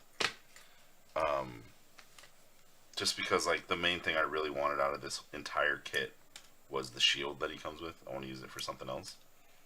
I was like, okay, cool. And I'm trying to remember why I even bought it in the first place. But I have really enjoyed building today, man. And like there's a lot of parts that's going into what I'm building, and I like that. I like that a lot. Nice. The RG aspect. Though, I will be honest, I wasn't sure if you were gonna bring a kit or not. Yeah. So I had a themed kit just in case you came. Oh, I appreciate that. Yeah, I was ready for that too. I was actually excited for those. But I guess it'll have to be next time. Whoops. It's like your second one that's gone up there. Flying across the room. Dude, that's cool. That's cool. Man, if I'm gonna do anything with this one though, I'm gonna clean the fuck out of it when I take it back apart. I've left some nubs. Some mud? Some nubs. Oh. The little nub marks. So like clean them up, or I clean them up with the X-Acto, and then I sand them and all kinds of stuff. Yeah, I was watching Dap over there. He's just like sanding pieces all night. He's trying to make it extremely clean. Taking things to competition. That's the first thing they dock you for. That makes sense. If there's any nub marks, you're just out. Or sorry, any nub sprue connectors left on, you're done. That makes sense. That seems like probably the first, like, fundamental. Yeah. Of the hobby. Yeah. Is getting it off of the runners in a clean manner, or perfect manner. Have you guys done any of those recently? I haven't. Like, just every time there's one scheduled, I just have something going on. Yeah. For example, last one, guess what day? February 17th. The one before that was literally November max out. The next one coming up is... Actual max out? No, it's Comic-Con. Why the fuck would you schedule something like that on the same day as Comic-Con? Yeah, I don't know. Why the fuck would you try to bring that to Comic-Con? I don't know. Ooh. That's the money ideas. Redifer was complaining about these nerds at these... The things he's going to? Yeah, and he's just like, man... I don't understand how these people constantly find ways to fuck this shit up. Just like, yep. Sounds familiar. Yeah, man, like... He's just like, there's just so much bullshit that goes on that I just cannot... I'm like, yeah, man, that does not sound... I mean, I want to say, like, wow, that happens in card games? It's like, of course it does. Yeah. It's just like, there's too many people, man, that just get so comfortable in their made-up authority. I run the Discord. Oh, okay, what? So, like, there's a... there's like a life outside this, right? How dare you? You're toxic. How dare you? Yeah. Whoa. He is woke. Ed is like woke, kinda. But then woke is also like Ed. Dude, woke can punch just like Ed.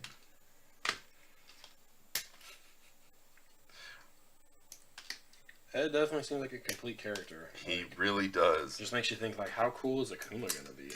Dog, I bet Akuma's gonna be hella cool. So cool. Akuma. Dang it, that doesn't sound any different. Goki? Oh, no, not really. No, it just has it straight. He doesn't fuck it up. Yeah. He goes, Akuma's gonna be sick. Wook is really good. Did you see that Wook meal in Capcom Cup? Wook is gonna be really good, but Wook is really good. I'm surprised he didn't win Capcom Cup. But Akuma is going to be great. Akuma's gonna be sick. Akuma will be sick. I really think Akuma's usual kit will play very well in the current in the build of Street Fighter 6, as they allow a lot of expression with the drive rush mechanic. Whoa, did you see that Woo combo? Yeah. He goes, fuck my stupid asshole.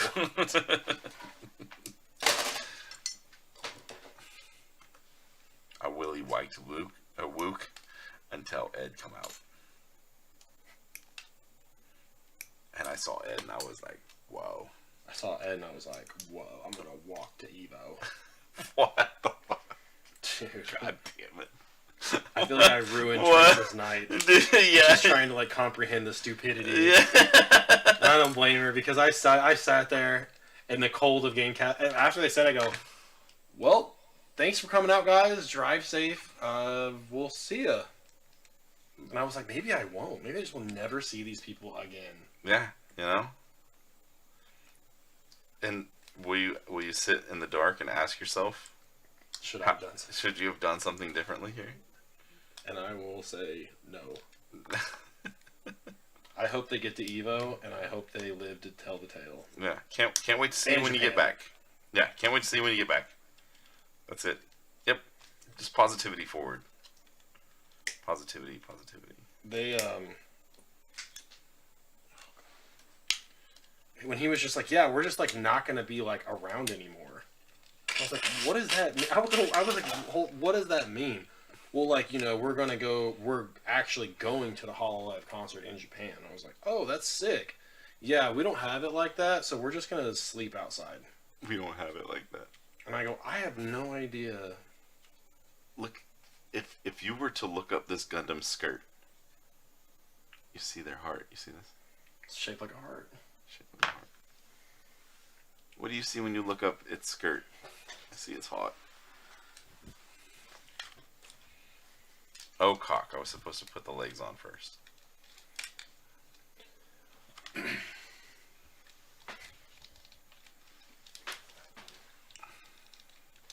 like at the point where it's like I literally just have 2 more pages, and I'm like starting to hit a wall.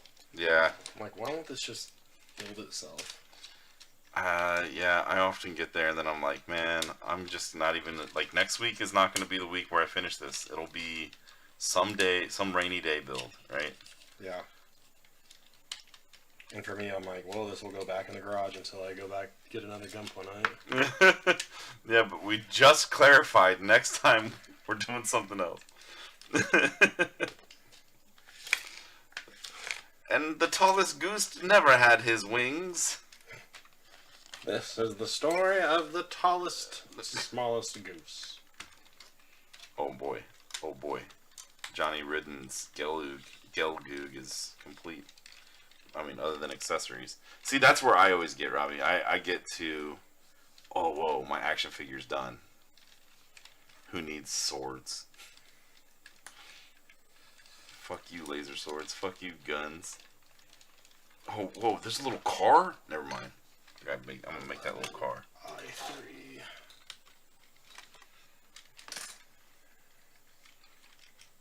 Because I did one where I like really sped through. I was like, man, I really knocked that one out, and then it was done, and I was just like, oh, now it's just done.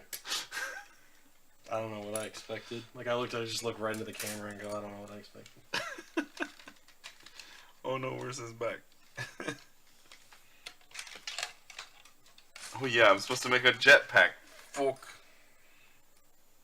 It's one of the things this one comes with. Are we allowed to talk about our friend's job opportunity on stream? Or do you just want to turn the stream off? Oh yeah, it's past 12:30. I mean, we usually close at 12. Well, ladies and gentlemen, I'm gonna show off this cup. I got this new cup. It's an Atari controller and it's walled. It's another G Fuel thing. You guys know I like that G Fuel. This flavor was explosive red gummy bear or gummy or something like that, and it was actually really good. Pretty damn good. Better than the Mega Man one. I think that's my new measuring stick is the Mega Man one. Because it's pretty good. Red or cherry slush, Mega Man, whatever. It's fine. It's good. But it's not that great. All right. Well, thanks everybody for joining us.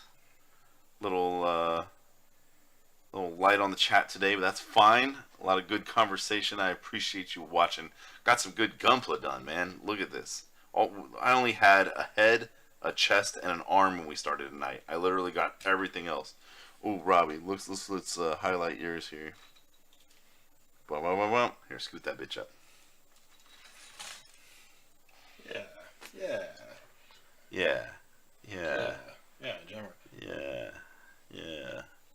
Virtual insanity. Trying to explain to Chris and Cody what virtual insanity is. Yeah, they were having a hard time. And I was like struggling not to be like, oh, you know, like. I wanted to be like, yeah, the music video with the couches that move in the background. Yeah. There we go. There's our screenshot. Right there. Oh, this world we're living in. Alright, y'all. Thanks for joining. Man, I'm so excited for more Street Fighter. Boy, can't wait for more Street Fighter.